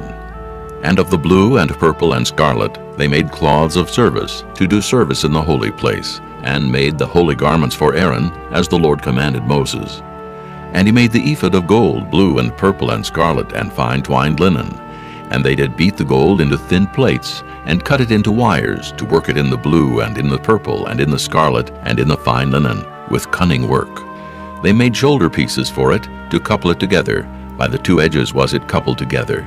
And the curious girdle of his ephod that was upon it was of the same, according to the work thereof, of gold, blue, and purple, and scarlet, and fine twined linen, as the Lord commanded Moses.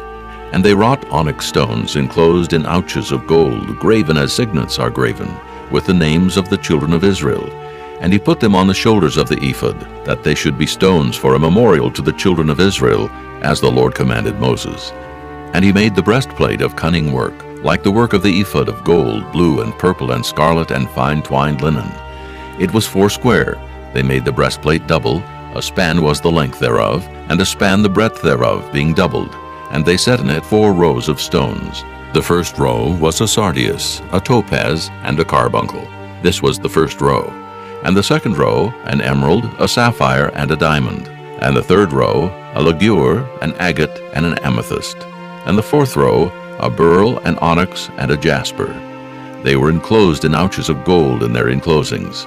And the stones were according to the names of the children of Israel, 12, according to their names, like the engravings of a signet, every one with his name according to the 12 tribes. And they made upon the breastplate chains at the ends of wreathen work of pure gold. And they made 2 ouches of gold, and 2 gold rings, and put the 2 rings in the 2 ends of the breastplate. And they put the 2 wreathen chains of gold in the 2 rings on the ends of the breastplate. And the 2 ends of the 2 wreathen chains they fastened in the 2 ouches, and put them on the shoulder pieces of the ephod before it. And they made 2 rings of gold, and put them on the 2 ends of the breastplate, upon the border of it, which was on the side of the ephod inward. And they made 2 other golden rings, and put them on the 2 sides of the ephod underneath, toward the forepart of it, over against the other coupling thereof, above the curious girdle of the ephod. And they did bind the breastplate by his rings unto the rings of the ephod with a lace of blue, that it might be above the curious girdle of the ephod, and that the breastplate might not be loosed from the ephod, as the Lord commanded Moses. And he made the robe of the ephod of woven work, all of blue, and there was an hole in the midst of the robe, as the hole of an habergeon, with a band round about the hole, that it should not rend. And they made upon the hems of the robe pomegranates of blue and purple and scarlet, and twined linen. And they made bells of pure gold, and put the bells between the pomegranates upon the hem of the robe, round about between the pomegranates. A bell and a pomegranate, a bell and a pomegranate, round about the hem of the robe to minister in, as the Lord commanded Moses. And they made coats of fine linen of woven work for Aaron and for his sons, and a mitre of fine linen, and goodly bonnets of fine linen, and linen breeches of fine twined linen, and a girdle of fine twined linen, and blue and purple and scarlet, of needlework, as the Lord commanded Moses. And they made the plate of the holy crown of pure gold, and wrote upon it a writing, like to the engravings of a signet, Holiness to the Lord. And they tied unto it a lace of blue, to fasten it on high upon the mitre, as the Lord commanded Moses. Thus was all the work of the tabernacle of the tent of the congregation finished. And the children of Israel did according to all that the Lord commanded Moses, so did they. And they brought the tabernacle unto Moses, the tent and all his furniture, his tacks, his boards, his bars, and his pillars, and his sockets, and the covering of ram skins dyed red, and the covering of badger skins, and the veil of the covering, the ark of the testimony, and the staves thereof, and the mercy seat, the table and all the vessels thereof, and the showbread, the pure candlestick with the lamps thereof, even with the lamps to be set in order, and all the vessels thereof, and the oil for light, and the golden altar, and the anointing oil, and the sweet incense, and the hanging for the tabernacle door, the brazen altar, and his grate of brass, his staves, and all his vessels, the laver and his foot, the hangings of the court, his pillars, and his sockets, and the hanging for the court gate, his cords and his pins, and all the vessels of the service of the tabernacle for the tent of the congregation, the cloths of service to do service in the holy place, and the holy garments for Aaron the priest, and his sons' garments, to minister in the priest's office. According to all that the Lord commanded Moses, so the children of Israel made all the work. And Moses did look upon all the work, and behold, they had done it as the Lord had commanded. Even so had they done it, and Moses blessed them. Chapter 40. And the Lord spake unto Moses, saying, On the first day of the first month shalt thou set up the tabernacle of the tent of the congregation. And thou shalt put therein the ark of the testimony, and cover the ark with the veil. And thou shalt bring in the table, and set in order the things that are to be set in order upon it. And thou shalt bring in the candlestick, and light the lamps thereof. And thou shalt set the altar of gold for the incense before the ark of the testimony, and put the hanging of the door to the tabernacle. And thou shalt set the altar of the burnt offering before the door of the tabernacle of the tent of the congregation. And thou shalt set the laver between the tent of the congregation and the altar, and shalt put water therein. And thou shalt set up the court round about, and hang up the hanging at the court gate. And thou shalt take the anointing oil, and anoint the tabernacle, and all that is therein, and shalt hallow it, and all the vessels thereof, and it shall be holy. And thou shalt anoint the altar of the burnt offering, and all his vessels, and sanctify the altar, and it shall be an altar most holy. And thou shalt anoint the laver and his foot, and sanctify it. And thou shalt bring Aaron and his sons unto the door of the tabernacle of the congregation, and wash them with water. And thou shalt put upon Aaron the holy garments, and anoint him, and sanctify him, that he may minister unto me in the priest's office. And thou shalt bring his sons, and clothe them with coats. And thou shalt anoint them, as thou didst anoint their father, that they may minister unto me in the priest's office. For their anointing shall surely be an everlasting priesthood throughout their generations. Thus did Moses, according to all that the Lord commanded him, so did he. And it came to pass in the first month, in the second year, on the first day of the month, that the tabernacle was reared up. And Moses reared up the tabernacle, and fastened his sockets, and set up the boards thereof, and put in the bars thereof, and reared up his pillars. And he spread abroad the tent over the tabernacle, and put the covering of the tent above upon it, as the Lord commanded Moses. And he took and put the testimony into the ark, and set the staves on the ark, and put the mercy seat above upon the ark. And he brought the ark into the tabernacle, and set up the veil of the covering, and covered the ark of the testimony as the Lord commanded Moses. And he put the table in the tent of the congregation, upon the side of the tabernacle northward, without the veil. And he set the bread in order upon it before the Lord, as the Lord had commanded Moses. And he put the candlestick in the tent of the congregation, over against the table, on the side of the tabernacle southward. And he lighted the lamps before the Lord, as the Lord commanded Moses. And he put the golden altar in the tent of the congregation before the veil, and he burnt sweet incense thereon, as the Lord commanded Moses. And he set up the hanging at the door of the tabernacle, and he put the altar of burnt offering by the door of the tabernacle of the tent of the congregation, and offered upon it the burnt offering and the meat offering, as the Lord commanded Moses. And he set the laver between the tent of the congregation and the altar, and put water there to wash withal. And Moses and Aaron and his sons washed their hands and their feet thereat. When they went into the tent of the congregation, and when they came near unto the altar, they washed as the Lord commanded Moses. And he reared up the court round about the tabernacle and the altar, and set up the hanging of the court gate. So Moses finished the work. Then a cloud covered the tent of the congregation, and the glory of the Lord filled the tabernacle. And Moses was not able to enter into the tent of the congregation, because the cloud abode thereon, and the glory of the Lord filled the tabernacle. And when the cloud was taken up from over the tabernacle, the children of Israel went onward in all their journeys. But if the cloud were not taken up, then they journeyed not till the day that it was taken up. For the cloud of the Lord was upon the tabernacle by day, and fire was on it by night, in the sight of all the house of Israel throughout all their journeys.